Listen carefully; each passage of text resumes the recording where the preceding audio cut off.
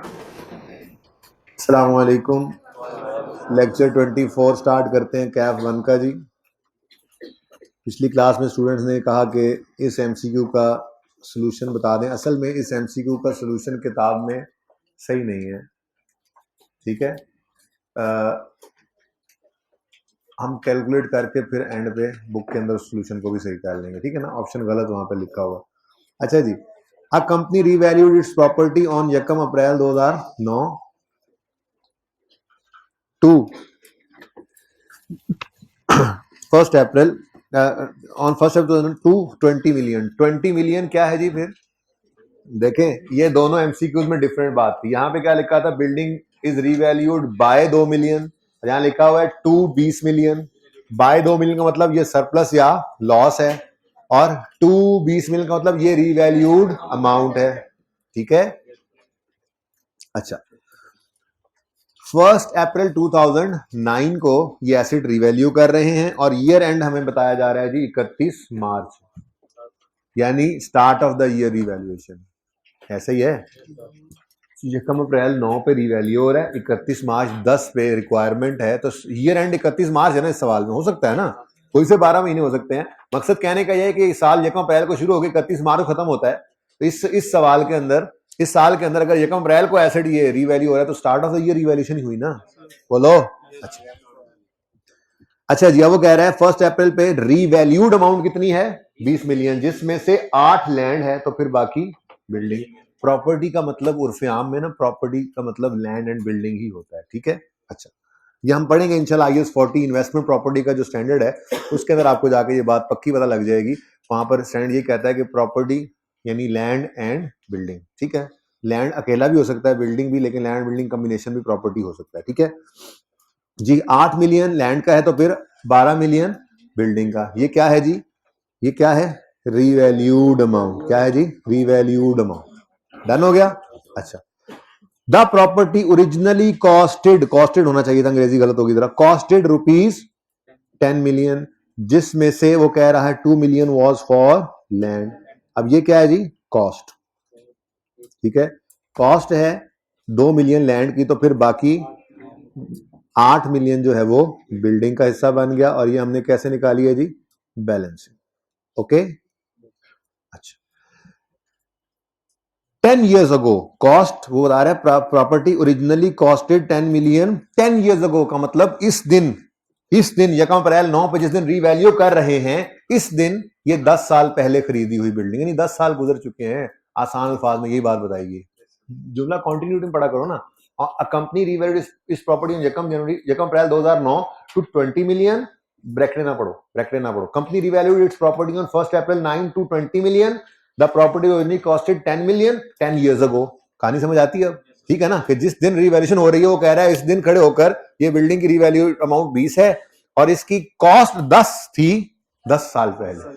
तो फिर रिवैल्यूएशन के दिन खड़े होकर कितने साल गुजर चुके हैं? 10।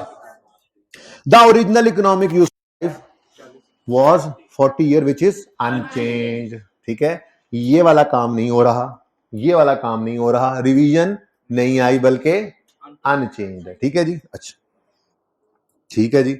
The company's policy to make transfer of realise profit in respect of excess depreciation, ठीक है जी।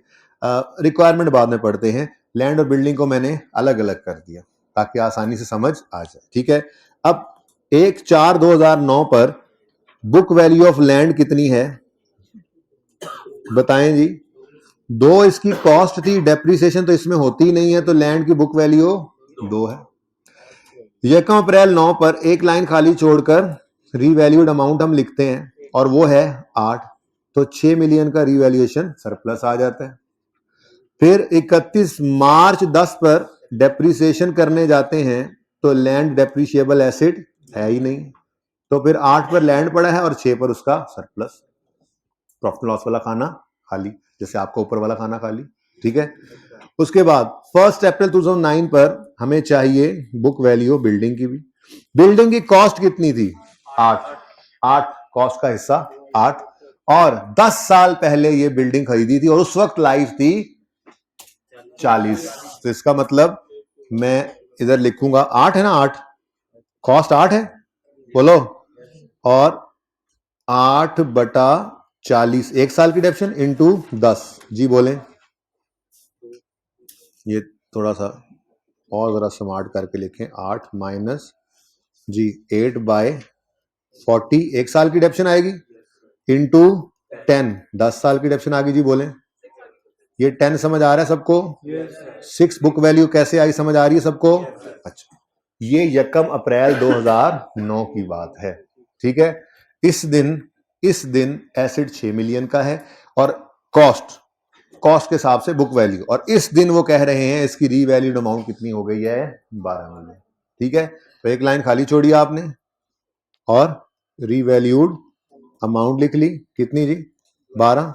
तो सरप्लस आ गया फिर से 6 का, ठीक है जी। लेकिन चूंकि ये डेप्रिशिएबल एसेट है इसलिए इसकी डेप्रिसिएशन होनी है।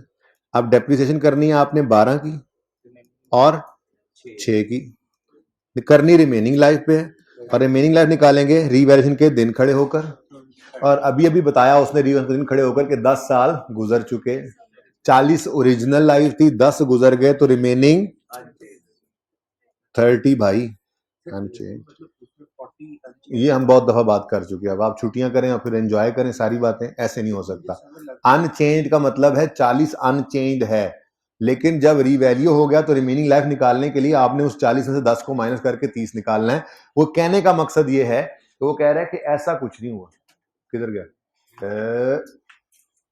ऐसा कुछ नहीं हुआ, जो ओरिजिनल 16 था ना वो आज भी 16 ही है, तो रीवैल्यूएशन के दिन 16 में से गुजर गई हुई लाइफ निकालो और रिमेनिंग आप बताओ। ऐसा नहीं है कि हम बता रहे हैं कि जी ये लाइफ इतनी है, ठीक है, ये फर्क है, सही है। छुट्टी करना ऐसे सर जी जुर्म ही है ना, है जुर्म सचमुच जी। 0.4 और 0.2 11.6 और, ठीक है जी। अच्छा, सवाल की रिक्वायरमेंट में बाद में जाते हैं, बल्कि पहले सवाल की रिक्वायरमेंट देख लें जी। सवाल की requirement, what is the amount of balance in the surplus revaluation surplus account on 31 March 2010। तो रीबैलेंस सरप्लस का अकाउंट ये भी है, ये भी है, दोनों ही सरप्लस अलग अलग बनाए थे ना हमने, और वो कह रहा है 31 मार्च पर इनका बैलेंस क्या है। 31 मार्च 10 पर बुक वैल्यू लैंड के सरप्लस की आ रही है 6, बिल्डिंग के सरप्लस की आ रही है 5.8, तो इन दोनों का टोटल जी हाँ 11.8 है। ये करेक्ट ऑप्शन है, ये निकला है 6 + 5.8 से, और ये वर्किंग के साथ हम रेफर कर सकते हैं। आप सुनो इधर मेरी बात सुनो। अब है बात के किताब के अंदर क्या है, तो किताब के अंदर अगर आप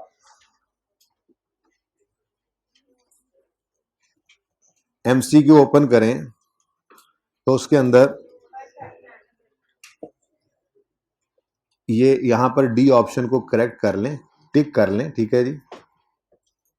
इसको टिक करें कि जी ये डी ऑप्शन 139 पे है, लेकिन सोल्यूशन के अंदर जब आके देखते हैं ना आप, तो सोल्यूशन के अंदर गड़बड़ है, सोल्यूशन में गलती है, ये देखिए ये आंसर सही नहीं।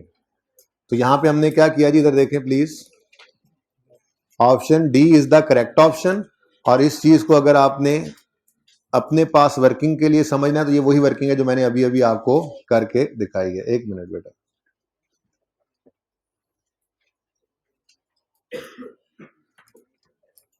लो सारा ही है,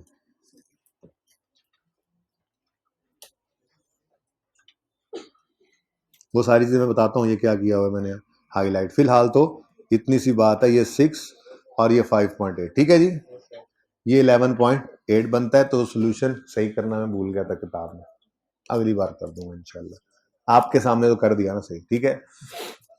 चले जी, इधर ले लेना पिक्चर, फिर इसकी इधर से ले लें।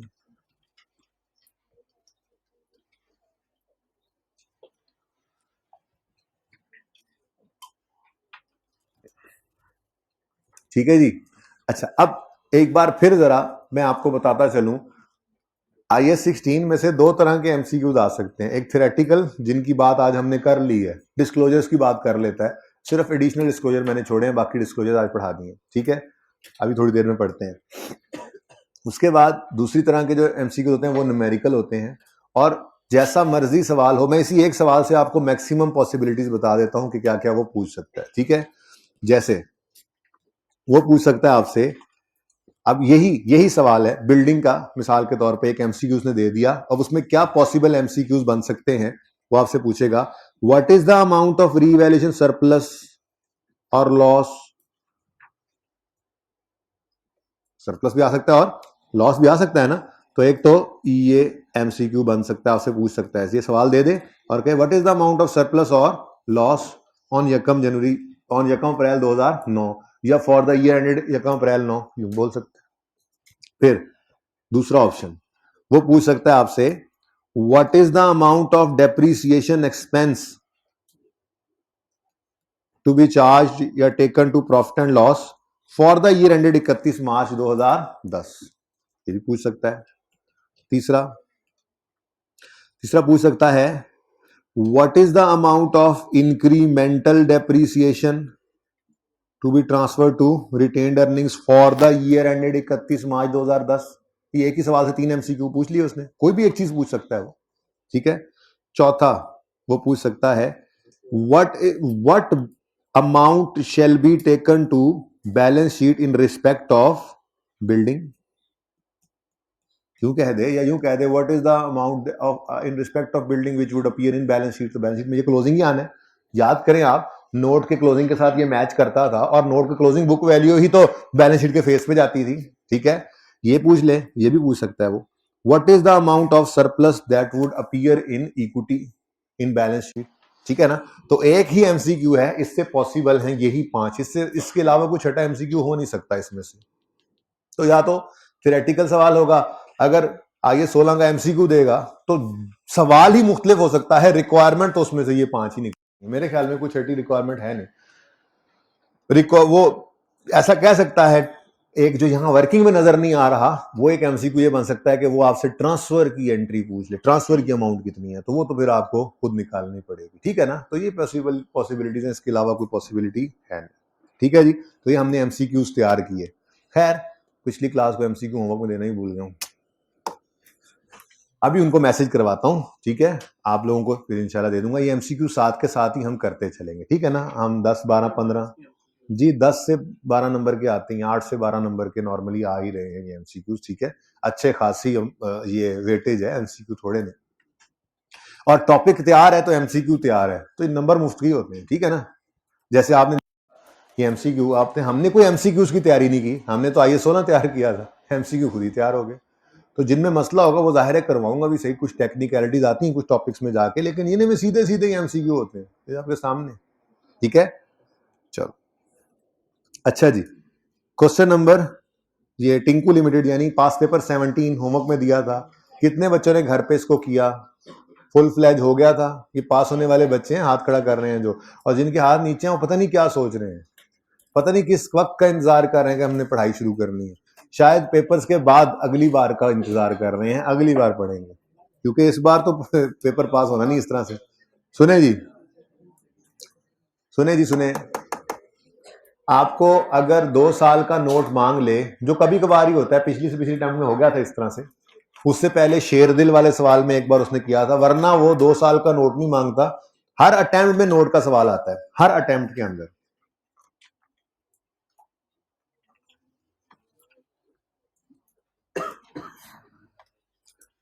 नोट का सवाल हर अटेम्प्ट में आता है। मैं आपको वैसे ही जरा तसल्ली के लिए चेक कराता हूं पास पेपर्स, कोई इक्का दुक्का रह जाए तो रह जाए, ये तो पुरानी बातें हैं ना, तो पुरानी बातें, ये अब रिसेंट दौर जो शुरू हो रहा है वो यहां से, ये देखें जी, शेरदिल वाला सवाल ऑटम 17 में आया था।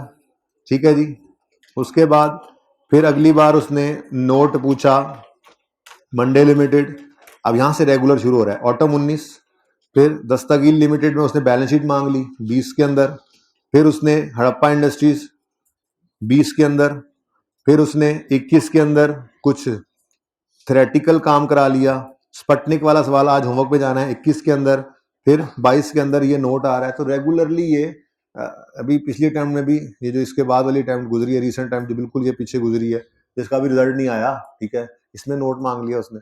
तो तकरीबन हर सवाल में नोट आ, ठीक है।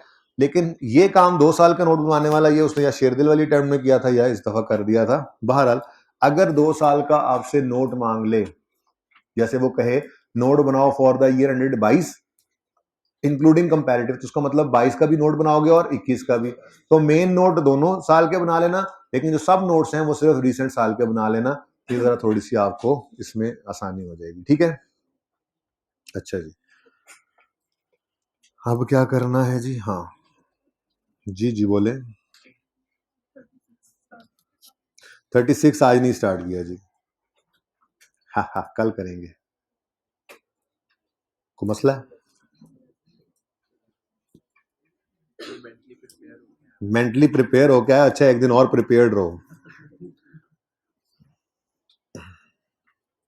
बस कुछ बातें इधर ऐसे होती चली गई। जब एंड मैंने टाइम देखा तो आधा घंटा बचा हुआ था, मैंने कहा फिर तकरीबन 45 मिनट्स होते तो मैं शुरू कर देता, तो कुछ प्यास ना बुझ पाती है इस 36 की सही तरह से, इसलिए मैंने फिर ये IS 16 को, वैसे भी आज जो मैंने क्लास के अंदर करवाना है उसके बाद भी IS 16 के 2-3 चीजें रह जाएंगी छोटी छोटी, जैसे रिड्यूसिंग बैलेंस मेथड से रिवैल्यूएशन हमने नहीं देखी, एक छोटा सवाल करना है।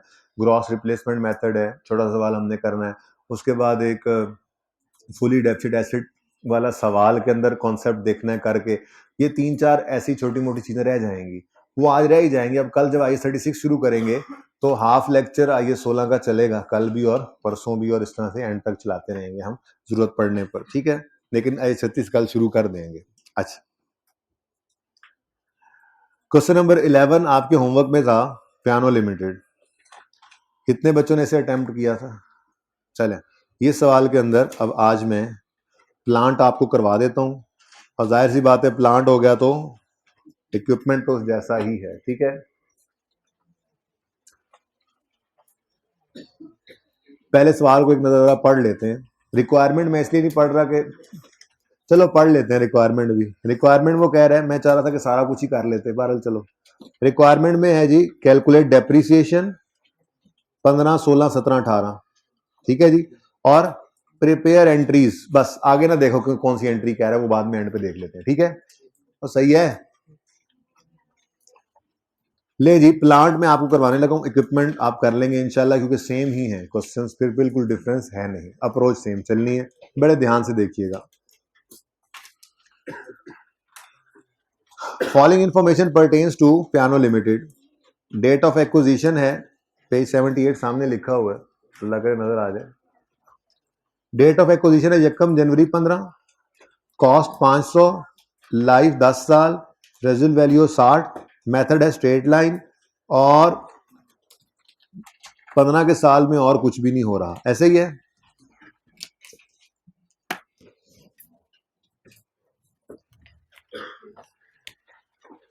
जी, वर्किंग नंबर 1, डेट।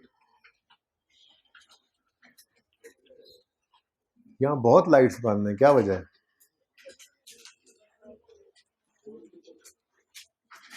नजर आ रहा है आप लोगों को सही? कैमरे में सही नजर आ रहा है? अच्छा,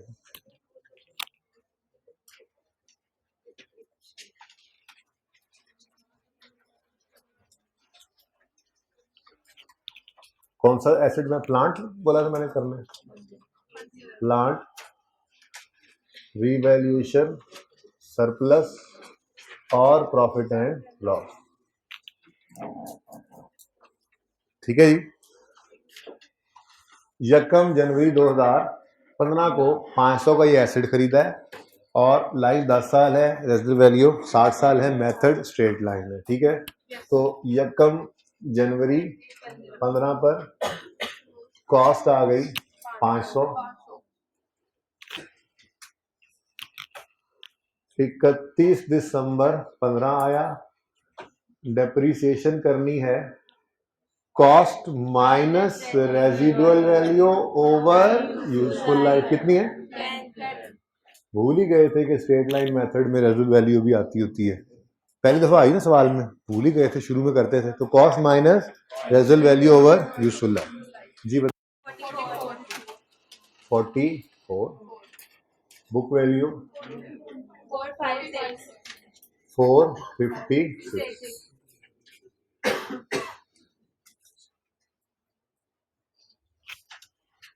ठीक है जी।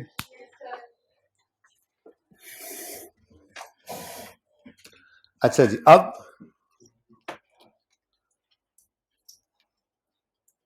थोड़ी देर के लिए जी 31 दिसंबर 16 पर एसेट क्या हो रहा है, रीवैल्यू। ठीक है, और कुछ नहीं अगर सवाल में, तो इसका मतलब कोई एस्टिमेट चेंज तो नहीं।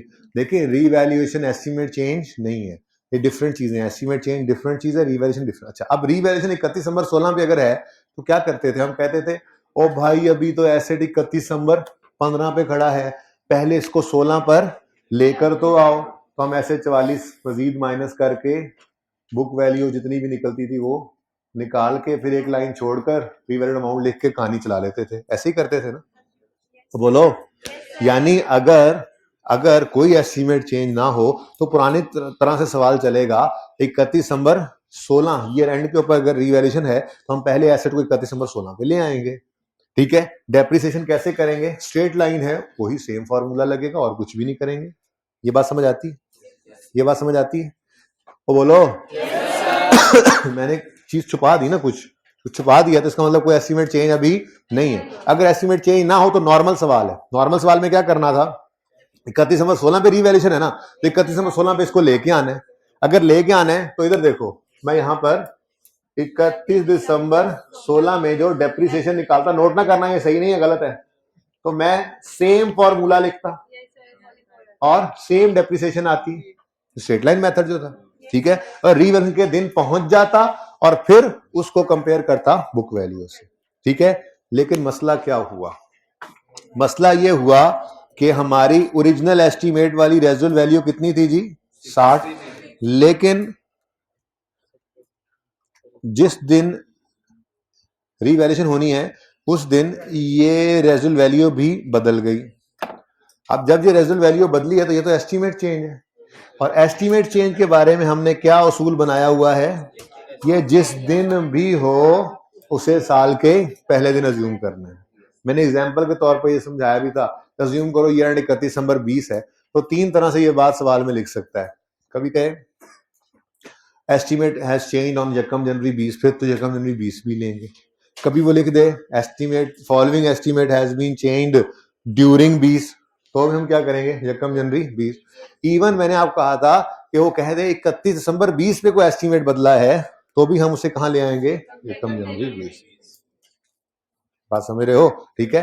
तो ये एस्टीमेट चेंज है, ये क्या है जी, एस्टीमेट चेंज। इसको कंफ्यूज नहीं करना, जो रीवैल्यूअर लाइफ बदलता है, रीवैल्यूएशन के वक्त जो रीवैल्यूअर ने लाइफ बदली वो साइड पे रखें, ठीक है, फिलहाल उसको साइड पे रखें। अच्छा, अब ये एस्टीमेट चेंज चाहे वो कह रहा है 31 दिसंबर 16 पे हुआ है, लेकिन हमने उसको कहां पे लेके आना है, ये कम जनवरी 16 पर, और उससे एसिड को जो डेप्रिशिएट करना है ना वो नए एस्टीमेट के तहत करना है, ये 60 नहीं ले सकते आप। ठीक है, उसकी वजह पता है क्या है बच्चों, उसकी वजह ये है कि एस्टीमेट एक अंदाजा, एस्टीमेट किसे कहते हैं जी, अंदाजे को, अंदाजे की बुनियाद पे हम डेप्शन कैलकुलेट कर रहे थे। ठीक है, अब हम ये एंड पे खड़े हैं, अभी डेप्शन हमने कैलकुलेट की नहीं है, हमें पता लग गया कि हमारे एक अंदाजे के अंदर गलती थी, वो सही कर लें, तो फिर गलत डेप्शन कैलकुलेट करके दोबारा सही करेंगे, बोलो। तो सही वाली डेप्शन कैलकुलेट कर लें, सही अंदाजे वाली कर लें। ठीक है, डेप्रीसिएशन चाहे 31 दिसंबर 15 पे खड़े होकर निकाल रहे थे, यकम जनवरी 15 से 31 दिसंबर 15 तक की ये डेप्रीसिएशन थी जो हमने पहले निकाली। ठीक है, ये चला गया भाई सब कुछ, जरा देख के आओ, उनको कैमरा नजर आ रहा है, जल्दी से पॉज करें। अच्छा जी, तो मैं ये अर्ज कर रहा था, प्लीज, मैं ये अर्ज कर रहा था, क्या अर्ज कर रहा था वैसे, हाय बंद हो गई थी क्लास जी। मैं ये कह रहा था कि अगर एस्टीमेट चेंज ना होता, ठीक है, बस कर दो ना यार, तो हम डेप्रिसिएशन पुराने एस्टीमेट के हिसाब से निकालते, 31 दिसंबर 16 पे से लाते और रिवैल्यू कर देते। पर मसला ये हुआ कि 31 दिसंबर 16 पर एस्टीमेट भी चेंज हो रहा है, तो उसको हम यकम जनवरी 16 पे लेकर आएंगे, नए एस्टीमेट के हिसाब से नई डेप्शन निकाल के बुक वैल्यू 31 16 पर लाके फिर रिवैल्यू कर लेंगे। ठीक है, तो डस्टर दो मुझे, क्योंकि यकम जनवरी 2016 पर हमने एस्टीमेट चेंज को लेकर आना है, ये 31/16 पे रेजुअल वैल्यू बदली है, पर रेजुअल वैल्यू को बदलना क्या है, एस्टीमेट चेंज। इसको लेकर आएंगे 1 जनवरी 16 पर। एस्टीमेट चेंज के दिन खड़े होकर हमें बुक वैल्यू चाहिए होती थी, याद है, ये हमारे पास ऑलरेडी मौजूद है। और एस्टीमेट चेंज के दिन खड़े होकर ही हमें रिमेनिंग लाइफ निकालनी होती थी, ठीक है, वही पुराना वाला काम। तो 31/16 पर जब डेप्रिसिएशन निकालेंगे तो book value at the date of change in estimate पकड़ेंगे, माइनस करेंगे इसमें से रिवाइज्ड रेजिडुअल वैल्यू और डिवाइड करेंगे इसको रिमेनिंग यूजफुल लाइफ। तो बुक वैल्यू है 456, रिवाइज रेजुअल वैल्यू कितनी है जी 78, और रिमेनिंग लाइफ निकालेंगे 9 कैसे जी, यक्कम यानी 15 से यक्कम यानी 16 तक कितने साल गुजर गए, 1 साल गुजर गए, तो रिमेनिंग कितने हैं, 10 में से 1 गए तो 9, ठीक है, 9 इयर्स। ओके जी, 42। बुक वैल्यू बताएं 414। अब ये बुक वैल्यू कंपेयर करें, हमने अपने एस्टीमेट को सही करके एसेट को 31/16 पे ला खड़ा किया। अब ये 31/16 के ऊपर रीवैल्यू करना है। अब इस बुक वैल्यू को हम रीवैल्यूड अमाउंट से कंपेयर करेंगे, तो वही वाला काम है जी, एक लाइन खाली छोड़े, भाई रीवैल्यू कर रहे हैं, ओ भाई रीवैल्यू कर रहे हैं, ओ भाई साहब रीवैल्यू कर रहे हैं, ठीक है। 31/16 पर एक लाइन खाली छोड़े और रीवैल्यूड अमाउंट लिख लें जी, और रीवैल्यू अमाउंट है जी 526, ठीक है। ओके, तो 112 का रीवैल्यूएशन सरप्लस आ गया 112,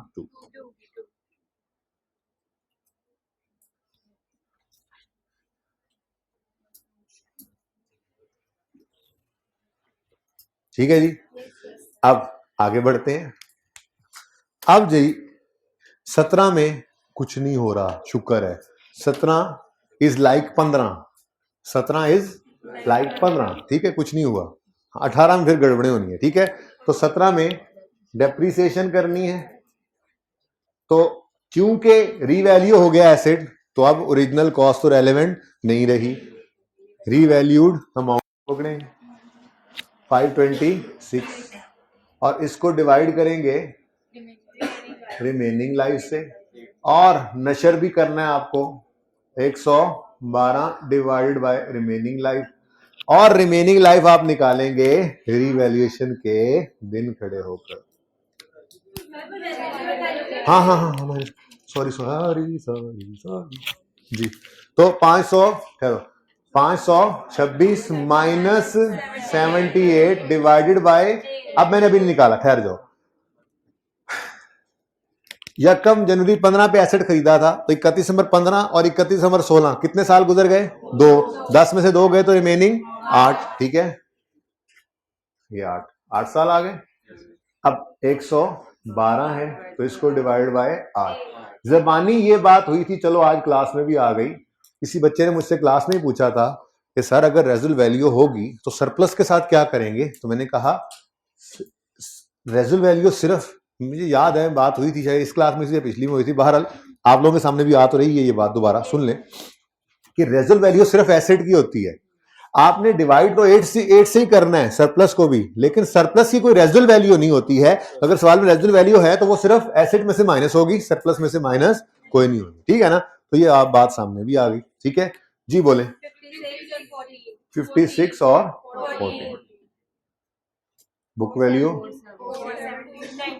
470 और 98। अच्छा, अब ये चीज ने ना आपको घर पे कंफ्यूज किया होगा जब आपने सॉल्यूशन देखा होगा। आपको पता है क्या लग रहा होगा, आपको ये लग रहा होगा कि हर साल क्या कर रहे हैं, अगर वो वर्किंग देखे ना, वर्किंग कैसे लग रही है, हर साल बुक वैल्यू को रिमेनिंग लाइफ पे डिवाइड कर देते हैं, फिर रिमेनिंग लाइफ पे आगे भी ऐसे ही। असल ये वजह नहीं थी, इसीलिए मैंने थोड़ी देर पहले आपको बताया अगर एस्टीमेट चेंज ना होता तो 16 की डेप्रिसिएशन सेम फॉर्मूला से होती और हम 31/16 पे उसको रीवैल्यू करते और रीवैल्यू के बाद फिर ये वाला काम करते, ठीक है। लेकिन चूंकि एस्टीमेट चेंज हो गया तो फिर हमें साल के पहले दिन पे उसको लेके जाना पड़ा और फिर उस साल की डेप्शन पे भी रिमेनिंग लाइफ यूज हुई, और फिर अगले साल रिवैल्यूएशन हो गई तो मुसीबत, फिर रिवैल्यूएशन की वजह से अगले साल पे रिमेनिंग लाइफ निकाल रहे हैं। अगर यही 2-2 साल के बाद हो रहा होता तो आपको इतना ज्यादा कंफ्यूजन ना होता, ठीक है ना। अगर यही रिवैल्यूएशन 17 में होती तो 15 और 16 ये वाली डेप्शन आती, 17 के साल के पहले दिन एस्टीमेट को ले आते और 17 के साल के आखिरी दिन आप डेप्शिट करते और रिवैल्यू करते तो आपको ये कंफ्यूजन ना होता। बहरहाल अब कंफ्यूजन नहीं रहना चाहिए, सिंपल सी बात है। ये कोई वर्किंग देखकर ये आपने खुद से नहीं, आपने वो उसूल बना लेना था कि हर साल बुक वैल्यू को रिमेनिंग लाइफ से डिवाइड कर रहे हैं, ठीक है। हर साल एक छोटा सा कॉन्सेप्ट है जरूर, वो यहां नहीं कहीं और लगेगा, वहां पे करवाऊंगा भी सही। इसके स्ट्रेट लाइन मेथड हो ना, स्ट्रेट लाइन मेथड, तो अगर आप कॉस्ट, ओरिजिनल कॉस्ट को ओरिजिनल लाइफ से डिवाइड करें या बुक वैल्यू को रिमेनिंग लाइफ से डिवाइड करें, आंसर सेम आता है। लेकिन वो कोई और कॉन्सेप्ट है, कहीं और लगेगा, वहां पे मैं सवाल बना के प्रूफ भी करूंगा।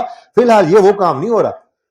स्ट्रेट लाइन मेथड में ना, स्ट्रेट लाइन मेथड में हर साल डेफिनेशन बराबर आना होता है, तो कॉस्ट को ओरिजिनल लाइफ से डिवाइड करो या बुक वैल्यू को रिमेनिंग लाइफ से डिवाइड करो, आंसर सेम आता है। यहां को आंसर सेम आ रहा है, तो सेम नहीं आ रहा। तो ये ऐसा कोई उसूल नहीं था जिसको वहां पे पक्का का आप जो है वो उधर टांका लगाने की कोशिश करें, ऐसी कोई बात नहीं है। सिंपल सी बात है, ऐसे डेफिसिट किया 31 नंबर 15 पे, अब 31 नंबर 16 पे रीवैल्यू करना था, लेकिन एस्टिमेट चेंज भी आ गया तो उसको पहले ले आए, पहले एस्टिमेट चेंज किया, चेंज एस्टिमेट के हिसाब से ऐसे कोई डेफिसिट किया, 31 नंबर 16 पे लाए, उसको क्या कर दिया, रीवैल्यू।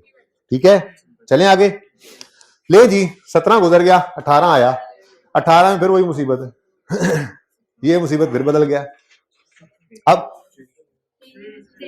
अगर ये एस्टिमेट चेंज ना होता तो यही फॉर्मूला इधर लिखते, 56 और 14 लिखते और फिर 31 नंबर 18 पे उसको रिवैल्यू कर लेते। लेकिन एस्टिमेट चेंज हुआ है, इस वजह से हमें बुक वैल्यू चाहिए यकम जनवरी 18 की, जो हमें मिल गई सवाल से, और रिमेनिंग लाइफ भी किस दिन निकालेंगे, तो ये 2 स्टार्स लगे, इधर भी लगे। ठीक है, चलो जी, तो फिर 18 की डेप्रीसिएशन सही वाले एस्टीमेट के हिसाब से हमने निकाली, इसलिए 36 शुरू नहीं किया। फिर मैं उधर चला गया, 2-3 दफा बिजली भी बंद हुई बीच में, तो फिर चस नहीं रही। मैं क्या चलो कल से आगे 36 इंशाल्लाह कल। आज एक ऐसा सवाल आपको होमवर्क में दिया कि जो चस क्लास में ना रही घर जाके जरूर आएगी। ठीक है, मजा आ जाएगा, सवाल आप करेंगे। 3 दिन सवाल चलाएंगे वो 3 दिन। आज थोड़ा समझा के भेजूंगा, आप कल ट्राई करके आएंगे। कल कोई पहले 20-25 मिनट में उस पर फिर लगाऊंगा, पूरा नहीं करवाऊंगा, फिर आई 36 शुरू कर देंगे, फिर आप परसों आएंगे दोबारा उस सवाल को करके, फिर इंशाल्लाह उसको मुकम्मल कर डालेंगे। ओके, जबरदस्त सवाल। वर्ल्ड कप का ख्याल रख के होमवर्क दे रहा हूं कि छोड़ो वर्ल्ड कप को, अभी अपना मैच सिर्फ देखना, ठीक है। लेकिन ऐसा ना हो, बस अल्लाह करे आगे जी। तो बुक वैल्यू है 470, 64, 78 नहीं, यही तो मुसीबत पड़ी थी और भाई यही तो मुसीबत पड़ी है। ये 64 पे आगे रेजिडुअल वैल्यू, तो book value at the date of change in estimate minus revise residual value over remaining life इस दिन यकम जनवरी 15 से यकम जनवरी 16, 17, 18 कितने गुजर गए, 3 रह कितने गए। अब ये चीज घर कंफ्यूज कर रही थी ना, हर साल ही क्या हो रहा है, हर साल पहले साल डेप्शन 10 पे कैलकुलेट है, दूसरे साल में 9 पे, तीसरे में 8 पे, चौथे में ये, तो फिर यही लग रहा था कि हर साल बुक वैल्यू को रिमेनिंग लाइफ, ऐसा कोई उसूल नहीं था। वजह आपको अंदर वाली बता दी, ये इसलिए सवाल मैं करवा रहा हूं, जरूरी इसलिए था जी। और सेम हशर जैसा नशर, इधर बुक वैल्यू उठाकर रिमेनिंग लाइफ पे डिवाइड किया ना, इधर भी बुक वैल्यू उठाओ इस सरप्लस की और 8 से डिवाइड, सॉरी 7 से डिवाइड करो जी। अच्छा, ये राउंडिंग की वजह से सेम आया, वरना ये दरअसल सेम नहीं होना चाहिए, ये डिफरेंट ही होना था। बहरहाल आपको पता है 412 और 84, ठीक है जी। बुक वैल्यू आ गई, अब करें जी रीवैल्यू इसको, बिस्मिल्लाह करें रीवैल्यू इसको, चलो चल जाए। 31 दिसंबर 18, एक लाइन छोड़ी आपने खाली और लिखी आपने रीवैल्यूड अमाउंट, रीवैल्यूड अमाउंट है जी 310 मिलियन, ठीक है।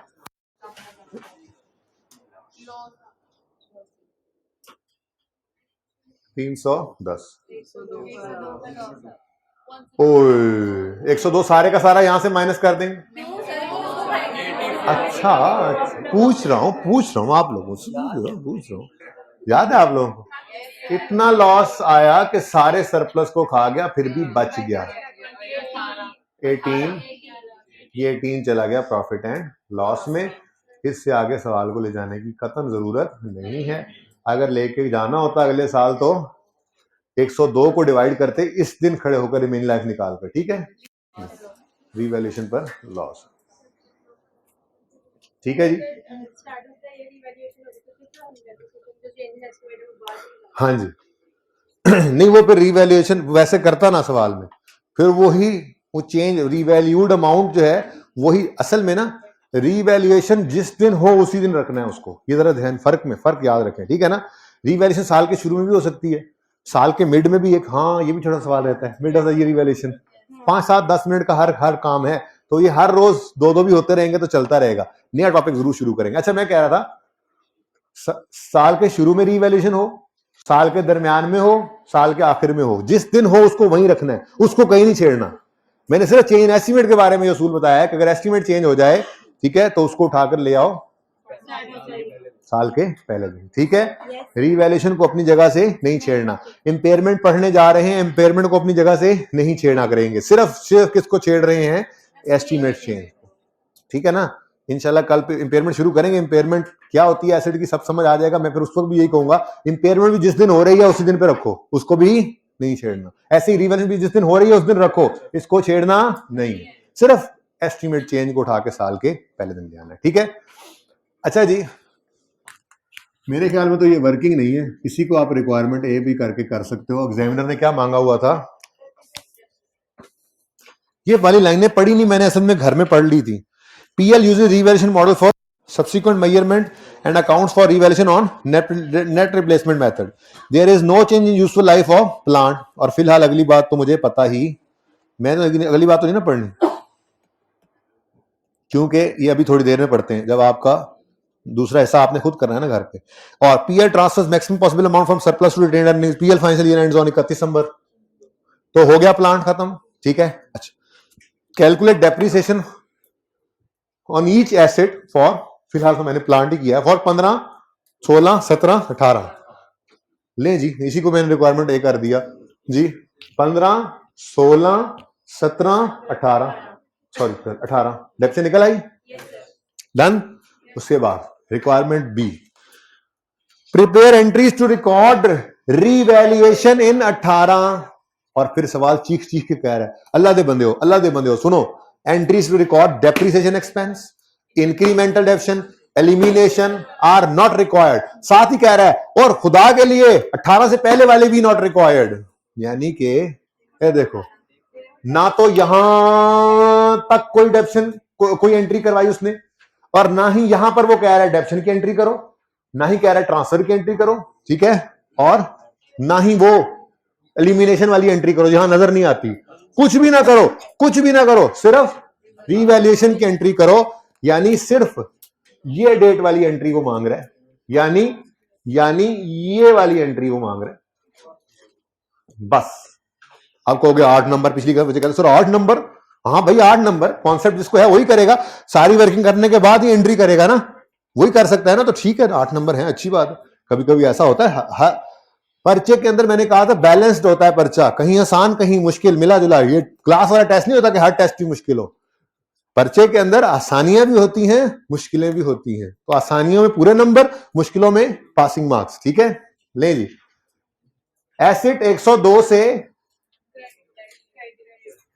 प्लांट क्रेडिट हो गया जी 102 से, रीवैल्यूएशन सरप्लस डेबिट हो गया 84 से, प्रॉफिट एंड लॉस ये डेबिट हो गया 18 से, और सिर्फ ये एंट्री चाहिए थी, ये हो गई हमारी बी रिक्वायर्ड, ए और बी, डन।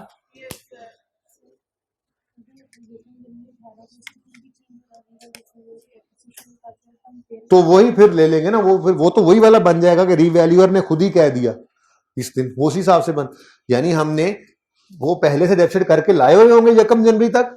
क्वेश्चन ये ना कि 1 जनवरी पर अगर रीवैल्यूएशन हो और एस्टिमेट चेंज भी हो तो फिर क्या करेंगे, फिर तो आसान है, फिर तो ये मुश्किल ही ना है। 31 नंबर 17 पे रीवैल्यू करके डेप्सिट करके लाए हुए होंगे ये फिगर, ठीक है। इसी फिगर को कंपेयर कर देंगे रीवैल्यू अमाउंट से, और फिर ईयर एंड पे जब डेप्सिट करेंगे तो वो जो लाइफ उसने दी हुई वही यूज कर लेंगे। ये तो आसानी है, ये तो मुश्किल है ही नहीं, ठीक है। अच्छा जी, अब इधर देखें, ये तो था पौधा, ये तो मैंने कर दिया। इक्विपमेंट अब आप कर लीजिएगा, ये इक्विपमेंट अब दोबारा होमवर्क है। किसी ने कर लिया तो बहुत अच्छी बात है, जिसने नहीं किया ये बार बार होमवर्क लिखा जाता है कि कर लो कर लो कर लो, पर्चे से पहले पहले कर लो। मौत से पहले पहले मौत की तैयारी करनी है, पर्चे से पहले पहले पर्चे की तैयारी करनी जी। वहां पे पर्चे ही होना है, वहां को तो पेपर भी आउट है, फिर भी हम वो यूनिवर्सिटी वाला हिसाब है, उस्ताद ने 4 सवाल पढ़ाए हैं, ये कर लो इसमें से ही आ जाएगा। तो अल्लाह भी कितना प्यार करते हैं अपने बंदे से, पेपर बताया हुआ है, ये ऐप पूछना चाहिए तैयारी करके आना। स्टिल यकम जुलाई 15 पे 350 का एसेट खरीदा, लाइफ थी 12 साल, 31 दिसंबर 15 तक ये 6 महीने डेप्सिट होगा, ठीक है। एक तो ये हो गया। अब ओ रेजल वैल्यू नील नील नील, इसका मतलब अगर ये ब्लैक लाइन अभी भी लगी हुई है, यानी सवाल में नहीं है, तो ये सादा सवाल है। वो तिलों वाला था, वो तिलों वाला एसेट था, ये सादा, ठीक है। क्यों? 31 दिसंबर 15 तक 6 महीने, फिर 31 दिसंबर 16 तक लेके आए 1.5 साल डेफिसिट करके, 31 दिसंबर 16 पे ये तो है ही कोई चेंज ही नहीं है, तो फिर रिवैल्यू किया, फिर 17 की डेप्शन, फिर 18 की डेप्शन, फिर 18 में रिवैल्यू, ठीक है। ये सिंपल होता अगर ये ना होता, लेकिन ये जो है ये क्या कह रहा है, कहता है प्लांट की लाइफ में नो चेंज। नो चेंज बोला तो हमने रिमेनिंग लाइफ खुद निकाली ना, ठीक है। The remaining useful life of equipment was estimated as 15 साल इन 2016 एंड 10 साल इन 2018। यहां गड़बड़ कर ली, ठीक है। रेजल वैल्यू ना सही, लाइफ तो बदल गई ना, एस्टिमेट चेंज तो है ना, ठीक है। तो भाई there is no change, the remaining life 15 in 2016 and in 2018। भाई इन कहता रहे, हम तो यकम जनवरी 16 और यकम जनवरी 18 में लेके जाएंगे ना, ये समझ लो ड्यूरिंग बोल रहा है। तो यहां पे तो 31 दिसंबर भी नहीं बोला, तो क्या कह रहा है 15 में, सॉरी 16 में लाइफ 15 साल है और 18 में लाइफ 10 साल है, तो 16 में 15 साल है, हम कहेंगे यकम जनवरी 16 पे। ये सिखाया हुआ है आपको, कर लोगे, सेम है। ये शुक्र करो कि साढ़े वाला काम नहीं करना पड़ेगा आपको, लाइफ उसने खुद बताई है, वरना तो आपको चेन एस्टिमेट के दिन खड़े होकर पहले साढ़ा करना पड़ना था, फिर आपको रिमेनिंग लाइफ निकालते दोबारा साढ़ा करना पड़ना था, ठीक है। तो वो साढ़े वाला काम नहीं करना पड़ेगा, वो गिवन है, ठीक है। एसी बंद करा दें जी। अच्छा जी, नहीं हो रहा। Okay, now this equipment is your homework, okay.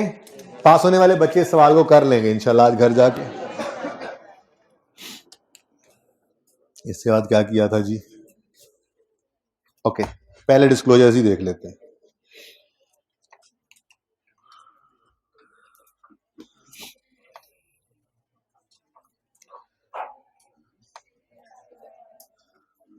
Luckily मेरे पास ये एक सवाल मौजूद है,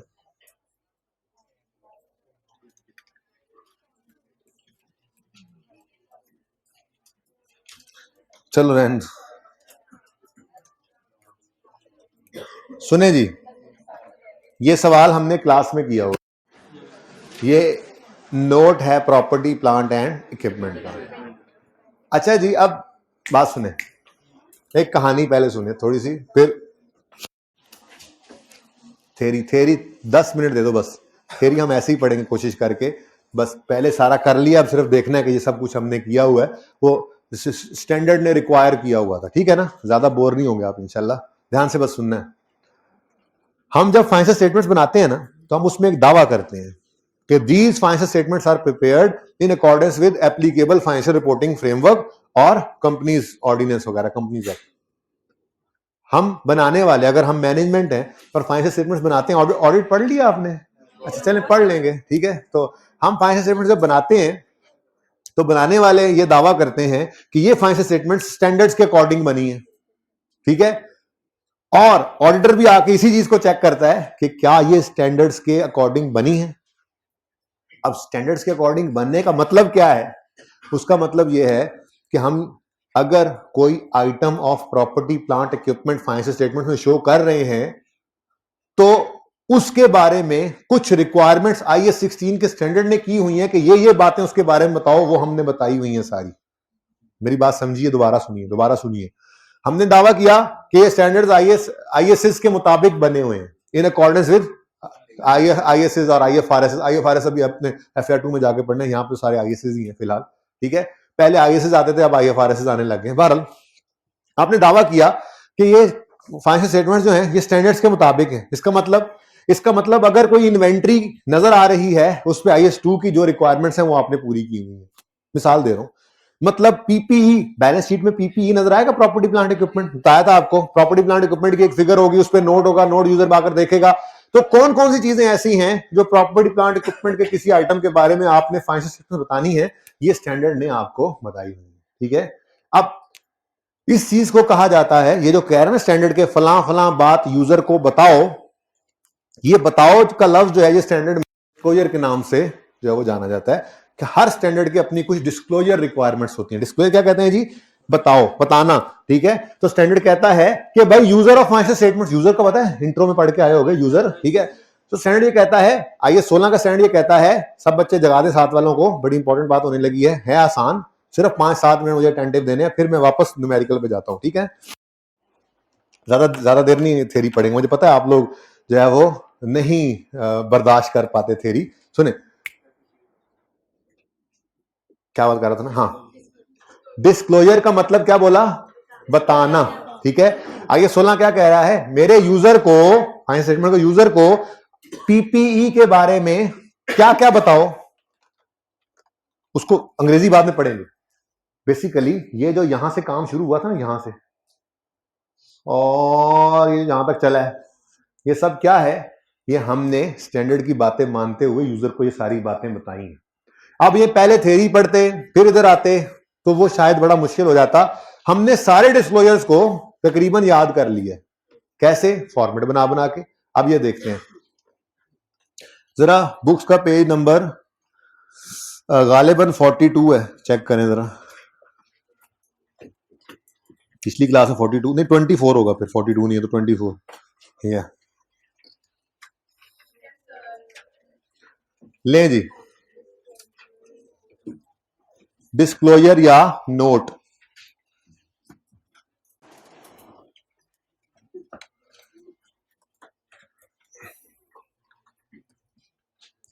सुने जी। अहम बात, कपास के काश्तकारों, आपके नाम अहम पैगाम है। जरा देखो, फिलहाल मैं बात कर रहा हूं मेन नोट। मैंने आपको शायद एक दिन ये भी बोला था कि आई कैप इसको 5.1 कहने लग गया है मेजरमेंट बेसिस वाले को, इसलिए मैं भी लिख रहा हूं, कहता है वो। वरना मेरा दिल, मैंने ये सवाल पिछली दफा के अटेम्प्ट का हुआ यहाँ पे, क्योंकि हमने तो ये सवाल बोर्ड को उस तरफ किया था ना, तो याद है, ये सब नोट बनाने के लिए सिर्फ मैंने इसको ओपन किया था, अगर आपको याद हो तो पिछली बार जब ये सवाल मैंने करवाया था तो उस वक्त मैंने यहाँ पे नंबर 5.1 नहीं किया था, ये आपकी क्लास में मैंने किया, ठीक है। एनीवेज, बेसिकली मैं इस एरिया को यहां से लेकर यहां तक को मैं नोट की मेन बॉडी कहता होता हूं, ठीक है। अब जो स्टैंडर्ड ने ये डिस्क्लोजर रिक्वायर किए हैं ना, ये पहला डिब्बा, ये स्टैंडर्ड की मेन बॉडी है, यानी मेन नोट के अंदर आपने सारा कुछ बताना है, आपने बताया हुआ है। कैसे? जरा देखो। अच्छा, अब देखो, ये IAS 16 ने कहा है ये लाजमी बताओ, ठीक है। और अगर कोई नहीं बताएगा तो वो ये दावे के अंदर गलत है कि मैंने फाइनेंशियल स्टेटमेंट स्टैंडर्ड के मुताबिक बनाई है। देखो, फाइनेंशियल स्टेटमेंट्स शैल डिस्क्लोज, लाजिम है फाइनेंशियल स्टेटमेंट्स पे कि वो डिस्क्लोज करें for each class of property plant equipment, यानी कि land is a class, building is a class, plant machine is a class, equipment is a class. Her class के बारे में जरूरी है कि IAS 16 के PPE कह रहा है कि जरूरी है यूजर को बताओ क्या चीज? Measurement basis, depreciation method, useful life और rates. Measurement basis, depreciation method और लाइफ या रेट बताया हुआ है हमने, याद थोड़ी करेंगे हम, हमें तो पता है। और याद वैसे भी नहीं करने, स्टैंडर्ड्स खरीद लें, मैं आपको निशान लगवा दूंगा, डिस्क्लोजर स्टैंडर्ड में लिखे होते हैं। कभी एमसीक्यू आ जाता है, वो 5 चीजें लिखकर बताता है, इसमें से कौन से 4 हैं और 1 नहीं है। अब वो याद नहीं भी होगा तो ऐसे स्टैंडर्ड खुलेगा, सामने 5 की लिस्ट लगी होगी, ये जो 5 नंबर 5 है ना, ABCDE जैसे है, ठीक है ना, उनमें से देखोगे अच्छा ये वाला तो जरा नहीं आता, आप वो सिलेक्ट करोगे, आपको 1 नंबर मिल जाएगा। एमसीक्यू उसके अंदर बहुत हेल्प करता है, स्टैंडर्ड कुछ भूल जाए तो वहां पे भी हेल्प कर सकता है, लाजमी ले लीजिएगा स्टैंडर्ड। आप देर करेंगे तो आपका नुकसान है, आप स्टैंडर्ड्स ले लेंगे तो मैं आपको साथ साथ जो है वो पैराज हाईलाइट करवा दिया करूंगा, ठीक है। कितने बच्चे स्टैंडर्ड्स ले चुके हैं, ना होने के बराबर। और जो बच्चे सीनियर्स की बात सुनते हैं वो सीनियर से ही पढ़ लें जाके, जो सीनियर कहते हैं कि जरूरत नहीं पड़ती है, खोलने का टाइम नहीं मिलता, नहीं मिलेगा टाइम तो बंद रखेंगे भाई। फाइनल के अंदर भी हम स्टैंडर्ड लेकर गए थे, शायद मुझे याद नहीं पड़ता कि मुझे वो खोलने की जरूरत पड़ी होगी, क्या मतलब मैं लेके ना जाता, लेकिन शायद कोई 1-2 नंबर की हेल्प मुझे वहां से मिल गई हो, और शायद वही 1-2 नंबर हो जो मुझे 48 से 50 का सफर तय करवा गए हो। तो आप नहीं जानते इसको, FAR 1 में भी जरूरत है, 2 में भी जरूरत है, फाइनल में भी जरूरत है, स्टैंडर्ड 7 जाने हैं आपके, स्टैंडर्ड 7 जाने हैं आपके, तो लीजिए, अभी ले लीजिए, इसमें फायदा होगा, ठीक है। आपकी मर्जी है, बाकी 48 पे इसी वजह से रह जाना नुकसानदेह होता है। अच्छा सुने please, shall financial statements shall disclose for each item of for each class of PPE method basis, measurement basis और लाइफ रेट वगैरह, डन। उसके बाद क्या बताए, वो कहता है जी उसके बाद बताएं gross carrying amount and accumulated डेप्शन। अच्छा जी, ग्रॉस कैरिंग अमाउंट और अक्यूमुलेटेड डेप्शन बता रहे हैं, वो कह रहे हैं at the beginning and and. अच्छा जी, तो ये बता रहे हैं भाई बिगिनिंग एंड, बिगिनिंग एंड बता तो रहे हैं, तो सारा कुछ कर लिया हुआ हमने, ठीक है, फॉर्मेट के अंदर ही। उसके बाद अब बिगिनिंग और एंड पे तो आपने बता दिया, ग्रॉस कैरिंग अमाउंट बता दी, बिगिनिंग एंड, अकोमोडेशन बता दी, बिगिनिंग और एंड। वो कहता है जी उसके बाद रेकंसिलिएशन बताओ। रेकंसिलिएशन मतलब क्या है, ओपनिंग से क्लोजिंग का सफर कैसे तय किया, बताया तो हुआ हमने, बताया तो हुआ, एडिशन, डिस्पोजल, ट्रांसफर, रिवैल्यूएशन, इधर डेप्शन, डिस्पोजल, ठीक है। तो स्टैंडर्ड भी यही बात कर रहा है, a reconciliation of carrying amount at the beginning and end of period showing additions, जो काटा फिलहाल उसको छोड़ दो, इंक्रीज और decrease due to revaluation, impairment loss कल पढ़ाऊंगा इंशाल्लाह, डिस्पोजल्स और डेप्रिसिएशन। यही रेकंसिलिएशन में आइटम्स आई है ना, ये देखो यही है, एडिशन है, डिस्पोजल है, रिवैल्यूएशन है, डेप्शन है, ट्रांसफर वगैरह, डिस्पोजल वगैरह, ठीक है, यही रेकंसिलिएशन है। ओके ठीक है। एक चीज इसमें लिखी हुई थी, ये है acquisition through business combination. Jazz ने वारिद को एक्वायर किया तो वारिद के जितने एसेट्स थे वो अब जैज के हो गए, ये भी फिक्स एसेट उन्होंने खरीद लिए एक तरह से, जब पूरा वारिद खरीदा तो उसके फिक्स एसेट भी आ गए। तो ये बिजनेस कॉम्बिनेशन के अंडर आने वाली एक्विजिशन यानी एडिशन होते हैं, हमारे सिलेबस में नहीं है, ठीक है, इसलिए आपने इनको बस लिखा हुआ है, स्टैंडर्ड में भी लिखा हुआ है, पढ़ा रहने दे, ठीक है, ये कहीं यूज करने पड़ जाए तो MCQ वगैरह में वो लिस्ट दे दे तो पता हो कि कहाँ चीज क्या पड़ी हुई है, बाकी ये हमारे सिलेबस में नहीं है, ठीक है। अच्छा उसके बाद ये मेन नोट है, इसके अलावा जो बातें मैं आपको पढ़ाने लगा हूं, ठीक है, ये बातें सवाल के अंदर लिखी हो तो बड़ी खुशी से आपने मतलब खुश होकर उनको देखने का, लो मुफ्त के नंबर आ गए। ये जो 3-4 बातें बताऊंगा ना, आपने ऐसे करके साथ वाले का ताड़ी नहीं मारनी, ठीक है ना, वो एग्जामिनर कहेगा, वो इन्विजिलेटर कहेंगे ये क्या कर रहे हो, ठीक है, हाँ अपने आप मुफ्त के नंबर, मुफ्त के नंबर क्या, वो कहेंगे पागल है, कहने दो यार जी। आपको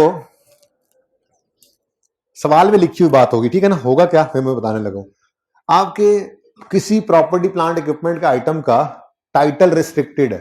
टाइटल रिस्ट्रिक्टेड मतलब क्या होता है, आप आगे बेच नहीं सकते, कोई वजूहत 100 वजूहत हो सकती है। मिसाल के तौर पे आपने एक अपनी फैक्ट्री के साथ वाला एक लैंड खरीदा, ठीक है जी, और उसको यूज करना शुरू कर दिया, कब्जे में आ गया आपके, लेकिन उसके टाइटल में कोई मसला निकला, अब वो केस चला गया, ठीक है जी, अब कोर्ट में केस चल रहा है, कब्जे में आपके है, आप यूज तो कर रहे हैं लेकिन आप उसको आगे बेच फिलहाल नहीं सकते। अब ये क्या है, आपके किसी आइटम ऑफ पीपी का टाइटल क्या हो गया, रिस्ट्रिक्टेड हो गया। स्टैंडर्ड कहता है मुझे कोई मसला नहीं है, आप जाओ वकील के साथ जाके केस लड़ो, मुझे उससे कोई मसला नहीं है, बस ये बात लिख के यूजर को बता दो कि हमारे फलां एसेट का टाइटल रिस्ट्रिक्टेड है, ठीक है। या आपने बैंक से जाके कोई लोन लिया, बैंक ने कहा कुछ सिक्योरिटी, आपने कहा जी मेरा ये जो रायविंड वाला प्लांट है, ठीक है जी, रायविंड रोड के ऊपर जो मेरा प्लांट है, फैक्ट्री है, इसमें जो प्लांट मशीनरी है, ये मैं इस लोन के अगेंस्ट आपको प्लेज करता हूं एज अ सिक्योरिटी, गिरवी रख ली, ठीक है। अगर मैंने लोन ना दिया तो आप इसको बेच के अपने पैसे पूरे कर लेना। स्टैंडर्ड कहता है आपका और बैंक का अरेंजमेंट है, मुझे कोई मसला नहीं है, आपका ही एसेट है, आपका ही डिफॉल्ट के केस में बैंक लेके जाएगा ना, आपका ही एसेट है, यूजर को लिख के बता दो, क्या क्या लिख के बता दो कि हमारा फलां एसेट फलां लोन के अगेंस्ट फलां बैंक के यहां प्लेज हुआ पड़ा है। अब ये बातें आपको क्या ख्वाब में आएंगी? सवाल के अंदर एज इट इज लिखी हुई बात होगी, आप उठा के उसको क्या करोगे, सब नोट्स में लिख दोगे, जो सब नोट्स जो 5.1 से आगे चल रहे थे ना उनमें लिख दोगे। फिर स्टैंडर्ड कहता है आपने मिसाल के तौर पे ईयर एंड है हमारा 31 दिसंबर 2022 और हमने कोई 5 दिसंबर को जर्मनी में एक सप्लायर है, बहुत बड़े बड़े फैक्ट्रियां जो मतलब वो प्लांट्स जो हैं वो मशीनरी जो है वो भेजते हैं, हमने उनसे कॉन्ट्रैक्ट कर लिया कि जी आप हमें एक प्लांट दीजिएगा, ठीक है। उन्होंने कहा ठीक है जी, प्लांट अगले साल फरवरी मार्च में आप तक पहुंच जाएगा। अब ये करोड़ों का एक कॉन्ट्रैक्ट हमने कर दिया, करोड़ों का कॉन्ट्रैक्ट हमने कर दिया। स्टैंडर्ड कहता है मैं इसमें इंटरेस्टेड हूं कि आप यूजर को यह भी लिखकर बताओ, क्योंकि हो सकता है यूजर भी इसमें इंटरेस्टेड हो, ठीक है। हो सकता है कोई लॉन्ग टर्म इन्वेस्टमेंट करना चाहता हो, वो कहे चलो यार इस कंपनी के शेयर्स खरीद लेते हैं, ये तो ग्रो करने जा रहे हैं, इतना बड़ा प्रोजेक्ट कर रहे हैं आगे। और कोई हो सकता है मेरे जैसा हो जिसका किचन भी डिविडेंड पे चलता हो और वो कहे कि यार ऐसा करता हूं कि यार इन लोगों ने तो डिविडेंड अगले 2-4 साल को नहीं देना, ये तो अभी फिलहाल ग्रो करेंगे फिर देखेंगे जब, तो छोड़ो यार कहीं और यहां से निकलो। मतलब यूजर्स के लिए ये एक रेलेवेंट इंफॉर्मेशन हो सकती है समवे और किसी न किसी वजह से, ठीक है। और बात समझ रहे हो? तो स्टैंडर्ड कहता है कि अगर आपने कोई कॉन्ट्रेक्चुअल कमिटमेंट की है to acquire PPE, contractual commitment की है टू एक्वायर पीपीई, तो यूजर को यह भी लिख के बता दो और कुछ नहीं करना। देखें अगर आपके पास प्लांट अभी पहुंचा नहीं है तो प्लांट डेबिट तो नहीं हो सकता, अकाउंटिंग तो यही कहती है जब प्लांट आ जाए तो प्लांट डेबिट, बल्कि जब प्लांट आ जाए और इंस्टॉल ना हो तो CWIP of plant debit, plant फिर भी डेबिट नहीं होना, बताया हुआ, ठीक है ना। तो एंट्री तब होगी जब प्लांट ने आना शुरू करना है, इवन एडवांस पे कर दो तो आप उसकी एंट्री करते हो advance for plant debit cash credit, PP तो फिर भी नहीं है, ठीक है। तो स्टैंडर्ड कहता है जो मर्जी करो आप, अकाउंटिंग आपकी आपके जिम्मे। मैं ये कहता हूं अगर आपने कॉन्ट्रेक्चुअल कमिटमेंट की है टू एक्वायर पीपी और अभी वो आया नहीं है, अपने यूजर को लिख कर बताओ, ठीक है, अपने यूजर को लिख कर बताओ। कोई चीज रह तो नहीं है? अच्छा जी, 2 बातें उसने और भी लिख दी हैं।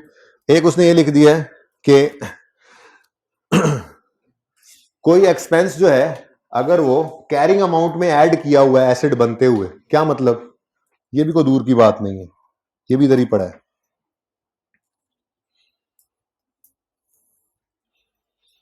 ठीक है। याद है फैम वाला सवाल, याद है मूवमेंट कैपिटल वर्किंग प्रोग्रेस, याद है हमने ये खर्चों को 53 रुपए का खर्चा ही था ना, इसको हमने कैरिंग अमाउंट ऑफ एसेट में क्या कर दिया, ऐड कर दिया अंडर कंस्ट्रक्शन एसेट वाले की। इसके बारे में वो कह रहा है स्टैंडर्ड में कि अगर आपने कोई खर्चा ड्यूरिंग कोर्स ऑफ कंस्ट्रक्शन किसी एसेट की कैरिंग अमाउंट में ऐड किया है तो वो भी लिख के बता दो। ये सारे काम ना हम नेचुरली कर रहे हैं, कोई याद करने की जरूरत नहीं डिस्क्लोजर को, सिर्फ एक बार पढ़ा रहा हूं कि ये सारे काम हम कर रहे हैं। और स्टैंडर्ड्स ले लोगे ना जब, तो उसका पैरा जाके हाईलाइट कर लोगे तो वहां पे वो जब भी आपको जरूरत पड़ेगी ऐसे ओपन करोगे डिस्क्लोजर रिक्वायरमेंट सारी आपके सामने होंगी, उनके सामने पढ़ा इसलिए रहा हूं कि एक बार आपकी नजर से गुजरी हुई हो कि ये क्या चीज है, तो ठीक है, समझ रहे हो?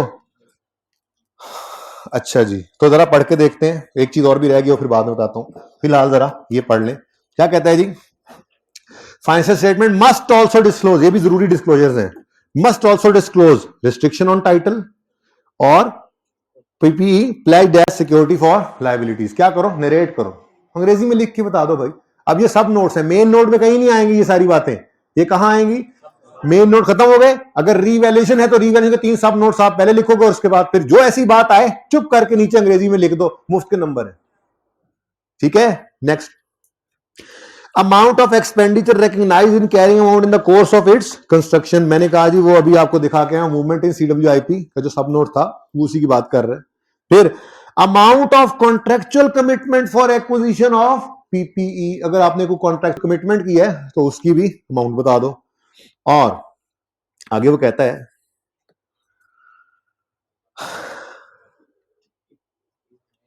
इंश्योरेंस वालों ने मिसाल के तौर पे आपको इंपेयरमेंट हो गई, वो तो पड़ी नहीं हुई है, या आपका एसिड बिक गया, मतलब बिक नहीं गया, तबाह हो गया, कुछ भी ऐसा कुछ एबनॉर्मल वे से आपका एसिड पीपीई कोई गया है, ठीक है, तो इंश्योरेंस वालों ने अगर उसके अगेंस्ट कोई कंपनसेशन दे दी है और ये कंपनसेशन आपने कहीं प्रॉफिट एंड लॉस में अलग से नहीं लिखी हुई तो वो भी यहां पे लिख दो। तो ऐसी को बात सवाल में लिखी होगी तो भाई आप भी एज इट इज उठाकर लिख देना। ऐसी बातों से परेशान नहीं होना, कोई कैलकुलेशन नहीं होती इनके अंदर, ये सिर्फ डिस्क्रिप्टिव डिस्क्लोजर्स होते हैं। अगर ऐसी को बात आ जाए सवाल के अंदर उठा के लिख दो। ठीक हो गया, यहां तक कोई मसला? अच्छा, उसके बाद ये देखो जी, ये तो हो गया मेन नोट, जिसके बारे में उसने क्या कहा था कि बताओ मेजरमेंट बेसिस नजर आ रहा है, एंड तक ये नजर आ रहा है, ओ भाई एंड वाले, ओ हाँ भाई एंड वाले ये नजर आ रहा है। Measurement basis definition method life वगैरह बताओ, फिर ग्रॉस कैरिंग अमाउंट बताओ, ओपनिंग और क्लोजिंग, निकलना चाह रहे थे ना ये जी। उसके बाद ग्रॉस कैरिंग, उसके बाद एकोमोडेशन बताओ ओपनिंग और क्लोजिंग पे, फिर रेकंसिलिएशन बताओ, डन। उसके बाद कुछ ऐसे डिस्क्लोजर्स हैं जो अभी तक दोनों सवालों के अंदर हमने नहीं देखे, इवन तीनों में नहीं देखे, तीनों में ही नहीं देखे। तीसरा अभी पास पेपर का सवाल किया है ना, तो बहुत कम है इनका आने का चांस, लेकिन आ जाए तो ये पता लग गया हमें कि इसके बाद पॉइंट्स के अंदर लिख दो कहीं पे 5.2, 3, 4, 5 कहीं पे भी लिख लो अंग्रेजी में उठा के। वो कौन कौन से हैं? आपका कोई पीपीई प्लेज्ड है एज अ सिक्योरिटी, या किसी का टाइटल रिस्ट्रिक्टेड है, या आपने कोई कॉन्ट्रेक्चुअल कमिटमेंट की हुई है, या और कौन सा है कंपनसेशन किसी पार्टी ने दिया, आपने कहीं और नहीं लिखी हुई, यहां पे लिख दो। और सीडब्ल्यूआईपी की मूवमेंट, इस तरह की बातें उसने लिखी हुई है, ठीक है, वो कहां पे आएंगी? मेन नोट में नहीं आनी। ऐसी कोई बात सवाल में देख लो, चुप करके उसको डिस्क्रिप्शन में लिख देना, नैरेटिव फॉर्म में, टेंशन नहीं है। यहां तक को मसला।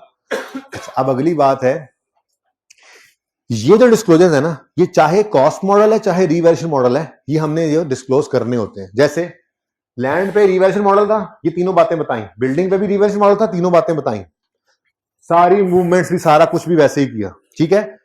कॉस्ट मॉडल था तब भी ये तीनों बातें बताई, रेकंसिलिएशन भी शो कर रहे हैं, ओपनिंग क्लोजिंग बता रहे हैं। इधर कॉस्ट मॉडल है तब भी सारा कुछ बता रहे हैं। यानी कि ये जितने डिस्क्लोजर मैंने अभी आपको पढ़ाए हैं ना, मेन बॉडी वाले चाहे सब नोड वाले, इस तरह से याद रह जाता है ना, ठीक है, मेन नोड वाले चाहे सब नोड वाले, चाहे कॉस्ट मॉडल हो चाहे रिवैल्यूएशन मॉडल हो, ये सारे के सारे डिस्क्लोजर देने होते हैं। लेकिन मैंने इसके अलावा आपसे एक बात की थी कि अगर रिवैल्यूएशन मॉडल यूज हो रहा है, अगर रिवैल्यूएशन मॉडल यूज हो रहा है तो रिवैल्यूड एसेट के बारे में 3 सब नोट्स लाजमी बना करेंगे। Last revaluation was performed by Messrs फलां फलां and independent form of value, यानी कि डेट बताओ और ये बताओ कि वैल्यूअर जो है वो इंडिपेंडेंट था। और एक और बात भी है, नहीं, पहले में ही फैम वाला सवाल, ये ऐसी कोई लाइन लिखी हो, मैंने आपसे कहा था मुझे लिखवाओ क्लास में, याद होगा आपको, मैंने कहा था लास्ट, ये फैम वाला सवाल है, लास्ट ईयर परफॉर्म्ड ऑन यकम जनवरी 15 बाय मैसर्स फलां फलां chartered surveyor on the basis of existing use value open market. मैंने कहा था इस बात को सोचना नहीं है, ये हमारा काम ही नहीं है। रिवैल्यूएशन का काम है, रिवैल्यूअर का वो प्रोफेशनल होते हैं, उन्हें पता है कौन सी बेसिस उठानी है और क्या करना है और क्या नहीं करना, तो ठीक है ना, सही है। तो ये जो लाइन लिखी होगी ना, एज इट इज उठाकर हमने लिख देनी है। तो बेसिकली पहले सब नोट के अंदर हम 3 डिस्क्लोजर रिक्वायरमेंट्स पूरी करते हैं। पहली इफेक्टिव डेट, दूसरी इंडिपेंडेंट था या नहीं था, तीसरी जो भी बेसिस यूज हुई हैं रिवैल्यूएशन में, सवाल में लिखी होंगी तो उठा के लिख देंगे, नहीं लिखी होंगी तो हमें क्या, हम नहीं लिखेंगे, तो ठीक है। इसमें था लिखा हुआ on the basis of existing value, हमने लिख दिया। ऐसा कोई, ऐसी कोई बात नहीं, कोई भी जुमला लिखा हुआ उठा के एज इट इज लिखना है। यहां पे लिखा हुआ तो लिख दिया, इस सवाल में उसने कोई नहीं लिखा था तो हमने भी नहीं लिखा, और ठीक है, और बात समझ रहे हो। तो बेसिकली ये 3 सब नोट्स हमने जो है, 3 डिस्क्लोजर रिक्वायरमेंट्स हमने रिवैल्यूएशन वाले पहले सब नोट के अंदर फिट करनी है, ठीक है। आखिरी रिवैल्यूएशन कब हुई, इंडिपेंडेंट था या नहीं था, और बेसिस वगैरह क्या यूज हुई, ठीक है। ये क्या, कहां से उठाओगे, सवाल से उठा के एज इट इज अंग्रेजी लिख दोगे, ठीक है। अच्छा, एक और बात भी, नॉर्मली क्या होता है, नॉर्मली सवाल में वो कहता है कि जी ये कार्ली लिमिटेड है, और नीचे, या बल्कि ये देखो, कहता है जी ये फैम है, और नीचे क्या कहता है, रीवैल्यूएशन किसने की है, message Jackson and company chartered surveyor's ने। तो क्लियर पता लग जाता है कि ये इंडिपेंडेंट है, अनलेस कोई एबनॉर्मैलिटी होगी ना, सवाल खुद बताएगा, सवाल खुद बताएगा कि ये इसकी खाला का बेटा है। सवाल ऐसी बात नहीं कर रहा तो फिर जाहिर नजर आ रहा है जो वो क्या है, फैम अलग है और चार्टर्ड सर्वेयर ये मैसर जैक्सन अलग है। तो कोई रिश्तेदारी अगर इनकी होगी तो सवाल खुद बताएगा, ठीक है ना। तो सवाल नॉर्मली इस तरह का नाम लिखकर ना अलग थलग सा ये इंडिकेशन दे देता है कि ये इंडिपेंडेंट है, ठीक है। ओके, तो हमने क्या किया, हमने पहले बेसिकली टोटल 5 डिस्क्लोजर रिक्वायरमेंट्स हैं, 6 रिक्वायरमेंट्स हैं बेसिकली रिवैल्यूएशन की, जिसमें से पहली 3 अलग अलग को हमने अपने सब नोट 1 के अंदर डाल दी रिवैल्यूएशन के, ठीक है। Last date, effective date of revaluation, whether independent valuer was involve, और तीसरा कौन सी बेसिस यूज हुई। इधर देखो, ये देखो, disclosures for assets stated at revalued amounts, ये सिर्फ रिवैल्यूड एसेट के बारे में है। क्या बताओ, When item of PPE are stated at revalue amount, following must be disclosed, ये भी लाजमी है। अब ये पहले 3 बुलेट्स को हमने अपने सब नोट 1 में डाला हुआ है, ये देखो, effective date of revaluation, whether and independent valuer was involved, आगे the extent to which the item blah blah blah blah blah blah blah blah blah blah. मैंने नहीं पढ़ा इसको, मैं पढ़ना नहीं चाह रहा, क्यों, हमारा क्या इससे, ठीक है। बस ऐसी कोई बात सवाल में लिखी हो, जानबूझ के नहीं पढ़ा, पढ़ लेते हैं, आओ पढ़ो। The extent to which items fair value were determined directly refers to observable prices in active market or recent market transactions on arm's length terms or were estimated using other ओ भाई हम वैल्यू कर रहे हैं, हमें क्या पता इन basis का, ये हम एक्सपर्ट्स का काम है जो रिवैल्यू करते हैं, वो रिपोर्ट बना के देते हैं, हम उनसे उसको देखकर हम अपनी जनरल एंट्रीज कर लिया करते हैं, ओके, ठीक है ना। तो इसलिए ये तीनों मैंने इकट्ठे कर दिए, ठीक है, और ये तीनों वही हैं जो मैंने फैम के सवाल में आपको लिखवाए थे। फैम वाले सवाल मैंने क्यों यूं बोला था आपको, किधर है फैम, ये आप अगर जाकर देखोगे तो सब नोट क्या लिखा होगा, last revaluation was performed in January 2015 by messrs Jackson and company chartered surveyor and independent firm of valuer on the basis of existing use value on the open market, full stop. कोई technicality कोई नहीं है, उठा के चीजें लिख दी। ये 3 चीजें हमारी पूरी हो रही हैं, effective date, whether independent was involve, और आगे बेसिस वगैरह। डन हो गया, सही है। ये हमने कहा था, मैंने कहा था आपको सब नोट 1 हमारा ये बन गया। दूसरा सब नोट मैंने कहा था, had there been no revaluation, revaluation ना होती तो बुक वैल्यू क्या होती, वो ये लिखा हुआ, for each revalued class of property plant equipment the carrying amount that would have been recorded had the asset been carried under cost model. इसके साथ लिख लें आप, बुक वैल्यू, रिवैल्यूएशन ना होती तो बुक वैल्यू क्या होती, ये वही है, ये वही है, यहां पे लिखवाया था, ये देखो, ये अल्लाह मिल जाए, ये देखो, ये मैंने आपकी क्लास में लिखा था, अगर रिवैल्यूएशन ना होती तो बुक वैल्यू, कॉस्ट मॉडल वाली बुक वैल्यू क्या होती, ये वही बात लिखी हुई। डन, 2 हो गए। तीसरा सब ने क्या कहा था, movement in revaluation surplus, the revaluation surplus indicating the change for the period, बस, ठीक है। ये क्या है जी, ये रिवैल्यूड एसेट के तो 3 सब नोट्स हमने बनाए थे, स्टैंडर्ड ने 6, इनफैक्ट 5 रिक्वायरमेंट्स की हैं, लेकिन मैंने उसमें 3 को पहले में ऐड करवा दिया था, फिर ये दूसरा और ये डन, ठीक है। बाकी ये कुछ एडिशनल डिस्क्लोजर्स हैं जो मस्ट वाले नहीं है, ये मैंने बच्चों को लिख दिया था कि कल करवाऊंगा, क्योंकि अगर ये इससे आगे पढ़ाता तो होमवर्क, ठीक है, सही है जी। तो ये डिस्क्लोजर हमने पढ़ लिए हुए थे, कोई टेक्निकलिटी नहीं थी, जस्ट आपको ये बताया कि ये जो स्टैंडर्ड ने रिक्वायर किया है ये हम कर रहे हैं। आप जब प्रोफेशनल अपनी लाइफ में जाएंगे और आप फाइनेंशियल स्टेटमेंट बनाने पहले चेक करने लगेंगे, ऑर्डर बनेंगे, तो आपने देखना है कि आपके जो क्लाइंट ने फाइनेंशियल स्टेटमेंट्स दी हैं उनमें जो IAS 16 है उसके बारे में ये बातें हैं या नहीं है, डिस्क्लोजर चेकलिस्ट बनी होती हैं, आप देखते हो हाँ ये सारी चीजें उन्होंने बताई हैं, जो ना बताई हो आप एतराज लगा देते हो, भाई ये सही करो या फिर रिपोर्ट में लिख देंगे, सही करो या रिपोर्ट में लिख देंगे, ठीक है। तुम्हारी हर बात पैसों से शुरू होकर पैसों पे खत्म होती है, मैं तुम्हारे मुस्तकबिल के बारे में बहुत परेशान रहने लग गया हूं अब, तुम जरा मिलो किसी वक्त मुझे अलग टाइम में। अल्लाह अकबर।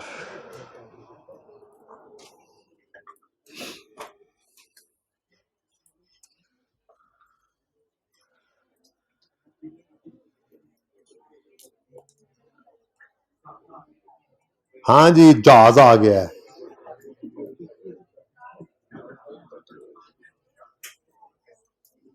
जहाज नहीं कहते, एरोप्लेन कहते हैं। एरो भाई, ये एक एरोप्लेन है प्लीज, ये एक एरोप्लेन है। ओके, इसमें ये देखिए खिड़कियां लगी हुई हैं, यहां लोग बैठे आपको देख रहे हैं। सुने आप, ये एक एरोप्लेन है जिसके अपनी कॉस्ट, मतलब करोड़ों के अंदर इसकी कॉस्ट होती है, ठीक है। लेकिन इसके डिफरेंट पार्ट्स होते हैं, हर एक की लाइफ अलग होती है और कॉस्ट भी अलग अलग गिवन होती है। जैसे इस हवाई जहाज के अंदर इंजन भी है, इसकी ये बाहर आपको बॉडी भी नजर आ रही है, और ये जो शीशे हैं ना, शीशों के पीछे सीटें भी हैं जिनके ऊपर लोग बैठे हुए हैं, ये सीटें भी लगी हुई हैं, ठीक है। अब हर एक पोर्शन की लाइफ अलग है, हर एक पोर्शन की कॉस्ट भी अलग गिवन होती है, ठीक है।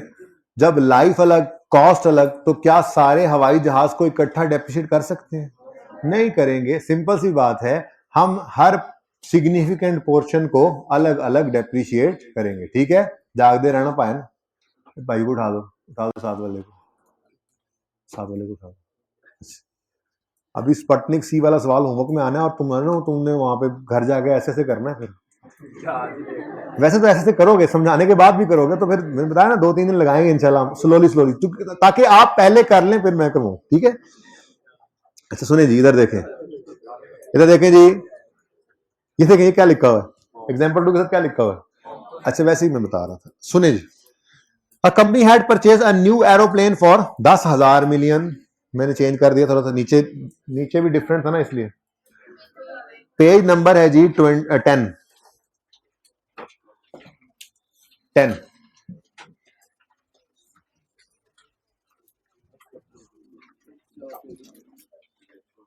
भाई पेज नंबर 10 वो, अच्छा वो ठीक है, समझ गया हूं। सुने जी, company had purchase new airplane for 10,000 million. The company has identified following cost components and useful life in respect of this jet. Engine 3,000 cost है, 5 साल लाइफ है। सीट की 1,000 कॉस्ट है, 3 साल लाइफ है। फिटिंग्स है 15 साल, 2,000 कॉस्ट। अदर पार्ट्स 4,000 कॉस्ट है और 20 साल। क्या करना है, किसी 10,000 सारे के सारे को किसी एक लाइफ में डिवाइड कर सकते हैं? नहीं। सिंपल क्या करेंगे, इधर पढ़ो। The company has identified following cost components. इसका ये है सोल्यूशन, देख लो। वैसे स्टैंडर्ड ये कहता है, each part of an asset that has a cost that is significant in relation to total cost must be depreciated separately. This means that cost of asset might be split into several different assets and each depreciated separately, ठीक है। बस इसकी ये example इतनी सी थी, असल example अब ये है, एग्जांपल 2। वो जरा पहले समझाने के लिए था ना कि इस तरह से होता है, ठीक है। एंशिएंट वाटर लिमिटेड, कदीम वाटर लिमिटेड है, is a company involve in bottling बहारी वाटर। स्प्रिंग बाहर होती है ना, और ये चश्मों की बात हो रही है, चश्मों का पानी बॉटल करते हैं। द कंपनी परचेस्ड, अब उन्होंने कहा बहुत हो गया, हाथों से भरते थे पहले बोतलें चश्मे के पानी की, ठीक है। उन्होंने कहा बहुत हो गया, प्लांट ही लगा लेते हैं, ठीक है। तो the company purchased a bottling plant on 2 January 2002। The plant is made up of 3 significant components, the cost of which is as follows. Engine, conveyor belt and fitting और अदर स्ट्रक्चर। कॉस्ट है engine की 15,000 conveyor belt की 2,000, other structure की 800। Resale value भी इनकी अलग अलग, life भी इनकी अलग अलग। समझ में आती है बात? मतलब हम इनको अलग अलग पार्ट समझकर डेप्रिशिएट भी अलग अलग करेंगे, ठीक है। समझ आ रही है? जाग रहे हो सारे? अच्छा। Other cost incurred in relation to bottling plant are as follows. Delivery and installation के ऊपर 783 मिलियन लगा है, और स्टाफ ट्रेनिंग के ऊपर 60,000। डिलीवरी इंस्टॉलेशन का क्या करते थे, एसिड कॉस्ट में ऐड करते थे, और स्टाफ ट्रेनिंग को, इसको इग्नोर करना है। इग्नोर नहीं करना, असल में सवाल की रिक्वायरमेंट है पास जर्नल एंट्रीज, तो फिर एक्सपेंस की एंट्री पास कर देना। स्टाफ ट्रेनिंग कॉस्ट एक्सपेंस है, डेबिट और कैश क्रेडिट, ठीक है। एसिड में ना ऐड करना, एंट्री कर लेना, ओके ठीक है। और सही है। अच्छा, अब रहेगी डिलीवरी एंड इंस्टॉलेशन। अब इसके बारे में अगर सवाल खामोश हो ना तो मेरे हिसाब से ज्यादा बेटर क्या है, बराबर ऐड तो करना है ना, पर मसला ये है कि किसी एक में तो ऐड नहीं कर सकते ना। ये उसने कहीं नहीं लिखा और डिलीवरी कॉस्ट सिर्फ इंजन की है। ये थोड़ा ये कि इंजन के पैसे उन्होंने लिए होंगे, ट्रांसपोर्ट वालों ने इंस्टॉलेशन के और बाकी चीजों के पैसे नहीं लिए होंगे, तो है तो ये सबसे रिलेटेड अदर कॉस्ट। अब इनको एलोकेट करना है हर सिग्निफिकेंट पोर्शन को, ठीक है। अब उसका तरीका क्या हो सकता है, अगर सवाल खामोश हो तो मेरे हिसाब से जो ज्यादा बेटर वे है, लॉजिकल वे है, वो क्या है, इनका टोटल करें, कॉस्ट का क्या करें, टोटल। ये टोटल कॉस्ट जो आएगी, अब 783 आपने इंजन को एलोकेट करना है ना, तो आप यूं लिखोगे 783 into 1500 divide by total cost. Conveyor belt के लिए आप करोगे 783 इंटू 2000 बटे टोटल कॉस्ट, यानी प्रोपोर्शनेट बेसिस पर। प्रोपोर्शनेट इन केस ऑफ खामोशी और सवाल, आप ये जो टोटल कॉस्ट, ये जो अदर कॉस्ट है ना, अदर कॉस्ट, ठीक है, जितनी जो आपने एलोकेट करनी है, ऐड करनी है एसिड कॉस्ट में, in the absence of any other information, आप इनको क्या करोगे, एलोकेट करोगे प्रोपोर्शनेट बेसिस पे। कॉस्ट की प्रोपोर्शनेट ले लो ना, जिसकी जितनी ज्यादा कॉस्ट उसको उतना ज्यादा हिस्सा इसका। लेकिन ये कब करेंगे, जब सवाल खामोश हो। आज हमारा सवाल खामोश नहीं है, इसलिए ऐसा कुछ करने की जरूरत नहीं है। सवाल क्या कहता है, आखिरी पॉइंट पढ़े, all other cost are considered to evenly between. अल्हम्दुलिल्लाह, ऐसी भी सहूलतें होती हैं सवाल में। कह रहा है कि सारी अदर कॉस्ट कंसिडर करो कि इनकर हुई है evenly between three significant components. वो आगे भी उसने अंग्रेजी में वही बात लिखी है, उसको घर पे पढ़ लेना, छोड़ो उसको, ठीक है ना, मैं फिलहाल नहीं पढ़ा रहा। क्या मतलब, 783 बटा 3 करो और हर एक पार्ट को बराबर। तो आसानी हो गई। तो ये आसानी जब सवाल खुद बताए तब लेनी है, सवाल खामोश हो तो फिर बराबर नहीं अज्यूम करना, फिर प्रोपोर्शनेट बेसिस ज्यादा मुनासिब मेरे हिसाब से बनना, ठीक है जी। तो 783 डिवाइड बाय 3 करोगे, ठीक है जी, और हर एक को ऐड कर दोगे। अच्छा, अब घर पे करना क्या है वो बाद में देखते हैं, पहले इधर देखो, बल्कि पहले इधर देखो। हाँ जी, कॉस्ट कितनी है इंजन की, 1500, कन्वेयर बेल्ट 2000, अदर स्ट्रक्चर, ऐसे करना है घर पे, ठीक है, छोटी सी वर्किंग बनानी है। अब इसमें ऐड क्या करना है जी, डिलीवरी एंड इंस्टॉलेशन ऐड करना है, बोलो। अब वो 783 का डिवाइड बाय 3, 1/3 कितना बनता है, 261, 261, 261। ऐसे ही कोई और कॉस्ट भी अलग अलग हो सकती थी। असल में मैं अब देखूंगा टेस्ट में या होम असाइनमेंट के तौर पे कोई सवाल अलग से दे दूंगा, जिसके अंदर यहाँ पे ना कुछ और कॉस्ट भी डाल देंगे, ठीक है ना, ताकि 2-3 चीजें यहाँ पे जो है वो आप ऐड करना सीख लें। और भी हो सकती है ना, टेस्ट रन की कॉस्ट आ जाती, नेट ऑफ सेल प्रोसीड्स वो भी ऐड होनी थी, इकट्ठी दी होती तो आप उनको भी अलग अलग करते। ऐसे ही नहीं, उसको इग्नोर करते हम, ठीक है, ऐसे। हाँ सही कह रहे हैं, कुछ इग्नोर करने वाले, कुछ ऐड करने वाले, ये डाले जा सकते हैं, किसी टेस्ट में डाल देंगे, और क्या हो सकता है, ठीक है। बहरहाल फिलहाल तो ये सिखाने के लिए एक, और फिर टेस्ट में टेस्ट करने के लिए तो 5-6 भी आ सकती हैं जी। एक इग्नोर किया, एक ऐड किया, ठीक है। अब पर्चे के अंदर 10 आ जाएं, उनमें 5-6 इग्नोर करने हो, 5-6 ऐड करने हो, 10-12 में से, ठीक है, तो ऐसा हो सकता है। ओके, कर लोगे ना। टोटल कॉस्ट बताओ, टोटल कॉस्ट 1761, 2261। अब देखो, हमने यहां पे निकालनी है डेप्रिसिएशन। डेप्रिसिएशन होती है cost minus residual value over useful life. अब हमारी अपनी वर्किंग है ना, बस ठीक है, ये लिख दिया एक बार फॉर्मूला, आप डायरेक्ट करो। इधर देखो, इसकी कॉस्ट 1761 माइनस 500 डिवाइडेड बाय 5, इसकी डेप्रिसिएशन आ गई 2261। कॉस्ट है कन्वेयर बेल्ट की, minus 0 divide by life 8 years, depreciation आ गई, तो निकल आएगी डेप्रिसिएशन, ठीक है। एंट्रीज भी अलग अलग करनी है। अदर इंफॉर्मेशन जरा जल्दी से पढ़ लें एक दफा, पॉइंट आखिरी वाला तो पढ़ लिया था हमने। The plant was available for use on यकम फरवरी, all the production only began on यकम मार्च। कई बार अब तो ये बात हो चुकी। प्लांट आया कब, 2 जनवरी को। अवेलेबल फॉर इस्तेमाल कब हुआ, बेटा बातें नहीं, अवेलेबल इस्तेमाल कब हुआ, यकम फरवरी को। एक्चुअली इस्तेमाल कब हुआ, यकम मार्च को। तो डेप्रिसिएशन कब से स्टार्ट करेंगे, यकम फरवरी से, ठीक है। Oh, very important point. The plant was temporarily idle during October X2 when the factory closed down for annual holidays. Depreciation नहीं रुकेगी, नहीं चलेगी, डेवो है.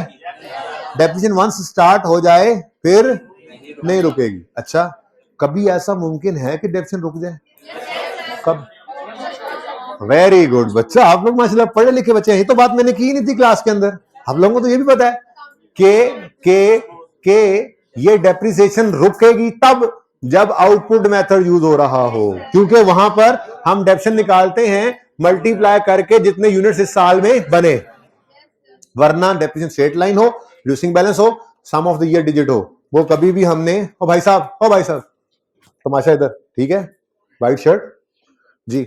डेप्रिसिएशन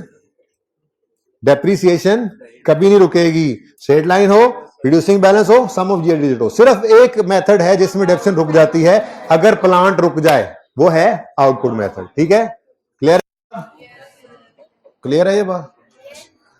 चलें ये सवाल तो अब आपने करना ही करना है खामखा में. असल सवाल की तरफ चलते हैं जब आपने करना है. ओए होए होए होए ओए होए होए होए ओए होए होए होए. तुम और मैं मिले ना क्लास के बाद व्हाइट शर्ट? हाँ, किरने में आज चलो फिर से.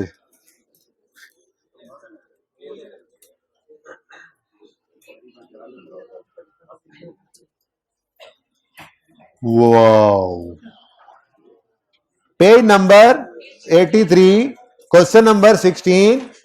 लो भाई, आ गया वो मैदान में जिसका इंतजार था. सबसे जबरदस्त सवाल, मैं कहता हूं सबसे हैवी सवाल कह लो इसको, और IAS 16 में से हैवी सवाल कोई नहीं. अगर ये 2 दिन में हमने कर लिया, जरा हट के था ना थोड़ा सा, इसलिए ICAP की तारीख में ऐसा सवाल कभी आया नहीं था. बस हमारी किताब में वही जो थोड़ी देर पहले हम कन्वेयर बेल्ट वाली एग्जांपल करके आए वही थी. सुनो, और बच्चों को ऐसे बता दिया करता था बंदा कि वो कॉस्ट मॉडल है, रिवैल्यूएशन मॉडल भी आ सकता है. ICAP ले आया. ठीक है, पढ़ते हैं. Sputnik Sea Limited runs a cruise business across samandars. Following information in respect of one of SSL's cruise ship is available. SSL bought a cruise ship on Yakam March 18. After completing all required formalities, ship was ready to sail on Yakam April 18. देखो 17 number का सवाल है, लेकिन आप ये नहीं कह सकते कि बिल्कुल भी हमारे पल्ले कुछ नहीं पड़ेगा. आप अगर अभी से छोड़ दूं ना आपको, जितना आप कुछ आपने पढ़ा हुआ है, हाथ पांव मारने वाले बंदे को इस 17 में से 7-8 नंबर मिल ही जाएंगे. ठीक है, मुश्किल सवाल, ये मुश्किल सवालों में से एक सवाल है जो पर्चे में आया करते हैं ऐसे. ठीक है, तो हर सवाल तो पूरा सही भी नहीं होता. आसान सवाल ज्यादा मार्क्स दे जाते हैं, मुश्किल वालों में से पासिंग मार्क्स लेने आपको आने चाहिए. ये टेस्ट के अंदर हम प्रैक्टिस करते हैं, जो आप लोग देते ही नहीं. जो पेपर में पहली बार जाकर ये चीज ट्राई करने लगेंगे, उनको उस बार उनसे नहीं होगी, फिर अगली बार वो नियत करके आएंगे, अब मैं दूसरी बार पढ़ने जा रहे हैं, हूं मैं सारे टेस्ट दवाऊंगा. तो पहली बार ही दे लेना, पहली बार. ठीक है, अच्छा जी. यकम मार्च को SSL ने बाय की शिप और यकम अप्रैल को रेडी टू सेल है. तो डेप्रिसिएशन किसने स्टार्ट होगी? यानी यकम मार्च को इग्नोर करेंगे, यकम अप्रैल से हमारी डेप्रिसिएशन स्टार्ट होगी. Details regarding components of ship are. अभी तक बड़ा अच्छा लग रहा है सवाल, बिल्कुल वो एग्जांपल वाला जो क्लास में करके गए थे ICAP में बच्चे हैं जी. इंजन है, बॉडी, आपको वो देखा इंजन, कन्वेयर बेल्ट है, बिल्कुल वैसा ही है. Engine, body, dry docking. क्या सोचना कि ड्राई डॉकिंग क्या होता है, गूगल कर लेना, सामने नजर आ रहा है. कंपोनेंट्स ऑफ कॉस्ट में उसने कॉस्ट दी हुई है, बस लाइव दी हुई है, हम डेप्रिसिएट करेंगे. जिसको तकलीफ है वो गूगल करे जाके. सुनो, ओ ये देखो, थोड़ा सा ICAP ने ट्विस्ट भी तो डालना था. इंजन की लाइफ गिवन है आवर्स में, हावर्स में. इंजन की लाइफ आवर्स में गिवन है, बॉडी लाइफ, यूजफुल लाइफ है ईयर्स में, और ड्राई डॉकिंग की भी ईयर्स में. ठीक है, कंपोनेंट्स अलग अलग हो गए और कोई मसला ही नहीं है. इसकी डेफिनेशन भी सिखाई हुई है आपको. 840 माइनस 40 डिवाइड बाय 50,000 इंटू जिस साल के अंदर डेफिनेशन देनी है उस साल की आउटपुट से मल्टीप्लाई कर दोगे. बाकी तो सिंपल ही है, वो तो मंथ से मल्टीप्लाई करोगे, क्योंकि पूरा साल डेफिसिट नहीं होना. यकम अप्रैल को ये शिप ने चलना शुरू किया, सेल करना शुरू किया. ठीक है, ऑन ये बाद में पढ़ाता हूं. इधर देखो, the average monthly selling of the ship during the last 3 years are as under. और ये जरा ध्यान से देखो, मंथली सेलिंग है, मंथली। आई के अपने यहां भी फिल्म चलाई, बच्चे देखेंगे नहीं ध्यान से और वो 360 आवर्स ले लेंगे। देखो ना इधर ईयर लिख दिया, ईयर हॉर्स, देखो कितनी जाति की, हालांकि ऊपर लिखा हुआ है average monthly selling, average monthly selling in 18 is 360, average monthly selling in 19 is इतने एंड 20 इज इतने। ठीक है, अब 19 के साल में किस दिन ये शिप आई? या कब? मार्च। दफा करो, चलना शुरू किया किस दिन? अप्रैल से। अप्रैल, मई, जून, जुलाई, अगस्त, सितंबर, अक्टूबर, नवंबर, दिसंबर, कितने महीने? 9। हर महीने एवरेज उन्होंने निकाल दी ना। असल में एवरेज का मतलब होता है किसी महीने में 400 किलोमीटर चली होगी, किसी में 350 चली होगी, किसी में 300 चली होगी, तो एवरेज आउट किया उन्होंने तो 360 आ गया। ठीक है, तो एवरेज है, इसको 9 मंथ से मल्टीप्लाई करो, क्या आंसर आता है जी? 4। कैलकुलेटर कर लो ना, 3240 और अब क्या होगा? 840 million minus 40 million divide by 50,000 और इंटू 3240 और ये आ गई पहले साल की डेप्रिसिएशन। को मुश्किल जी? दोबारा बता। इंजन की कॉस्ट 840 है, डेप्रिसिएशन निकालनी है। 840 cost minus 40 residual value divide by 50,000 expected life into 3240 जो और 2018 में इस्तेमाल हुई। ठीक है, अच्छा उसके बाद अब आप 19 में चुप करके 12 महीने करने ही लगे थे कि मैंने कहा जरा 1 मिनट रुक कर पॉइंट 3 पढ़ लो। वो कह रहा है ऑन यकम मई 19 द शिप सफर्ड एन हादसा which damage its body, repair work took 2 months and costed 26। Repair work है, रिपेयर वर्क तो एंट्री तो होगी repair expense debit cash credit. ठीक है, साथ ही वो क्या है, रिपेयर ने कोई लाइफ स्टाइल नहीं बदली, सब वैसे ही है। ठीक है, रेवेन्यू एक्सपेंस है। ठीक है, लेकिन 2 महीने तक शिप ने सेल नहीं किया तो डेप्रिसिएशन तो नहीं रुकेगी ना? रुकेगी, इंजन की रुकेगी, बाकी किसी चीज की नहीं रुकनी। ठीक है, तो इंजन की यहां 10 मंथ्स आएंगे। हाइब्रिड वालों आवाज आ रही है, सिर्फ आवाज ही आनी चाहिए, यहां पे सुन लें, खामोश हो। 2019 में जहां पे मैंने 12 लिखा था, 12 नहीं 10 मंथ्स होगा। 10 महीनों की डेप्रिसिएशन आपने कैलकुलेट करनी है क्योंकि 2 महीने तक वो चला नहीं और आउटपुट मेथड में एसेट नहीं चलेगा तो डेप्रिशिएट भी नहीं होगा। भाई हाइब्रिड वालों सिर्फ सुनने वाली बातें हैं। अब यहां तक सवाल, वो रावी चैन ही चैन लिख रहा था। मसला आता है पॉइंट नंबर 5 में, जब वो कहता है एसएसएल यूजेस रीवैल्यूएशन मॉडल। कोई बात नहीं, आपकी किताबों के ऊपर सवाल मौजूद है। भाई ये हाइब्रिड वालों, ये फिजिकल वालों को भी कुछ प्रोजेक्टर पे नजर नहीं आ रहा, सब बच्चे बुक्स के ऊपर देख रहे हैं, सब बुक्स के ऊपर देखें। एसएसएल यूजेस रीवैल्यूएशन मॉडल, पुराने जमाने में चलेंगे जब किताब से पढ़ा करते थे, मैं भी किताब से पढ़ता था जी। SSL uses revaluation model, SSL accounts for revaluation of net replacement value method and transfer, वही वाली बात लिखी हुई है। आगे कहता है रीवैल्यूड अमाउंट ऑन 31 दिसंबर 19 एंड 20 वाज 1400 एंड 1000 रिस्पेक्टिवली। ये मसला कोई नहीं है, मसला ये है कि रीवैल्यूड अमाउंट इकट्ठी दे दिया उसने, रीवैल्यूड अमाउंट इकट्ठी दे दी है और हमारे कंपोनेंट्स अलग अलग हैं। तो साथ ही उसने फिर अगली लाइन में यह बता दिया कि जो रीवैल्यूड अमाउंट है हाइब्रिड वालों, जो रीवैल्यूड अमाउंट है, उस रीवैल्यूड अमाउंट को आपने जो उस दिन बुक वैल्यू हो ना रीवैल्यू के दिन, उसकी बेस के ऊपर, जैसे मैंने अभी नहीं आपको बताया था, आप प्रोपोर्शनेट कर लें, इस तरह से प्रोपोर्शनेट करना है। अब जाहिर सी बात है इस सवाल को आप ट्राई करोगे, फिर कल मैं एक स्टेप फर्दर जाऊंगा, हो सकता है वर्किंग कर दूं, एंट्रीज छोड़ दूं, फिर कहूं जरा करके आना, और फिर परसों इसको इंशाल्लाह पूरा करेंगे। ठीक है, तो आपके होमवर्क के अंदर ये क्वेश्चन नंबर 16 भी है और एक एग्जाम्पल भी है। आज के लिए इतना ही, जिंदगी रही तो कल होगी मुलाकात। अल्लाह हाफिज, अस्सलाम वालेकुम।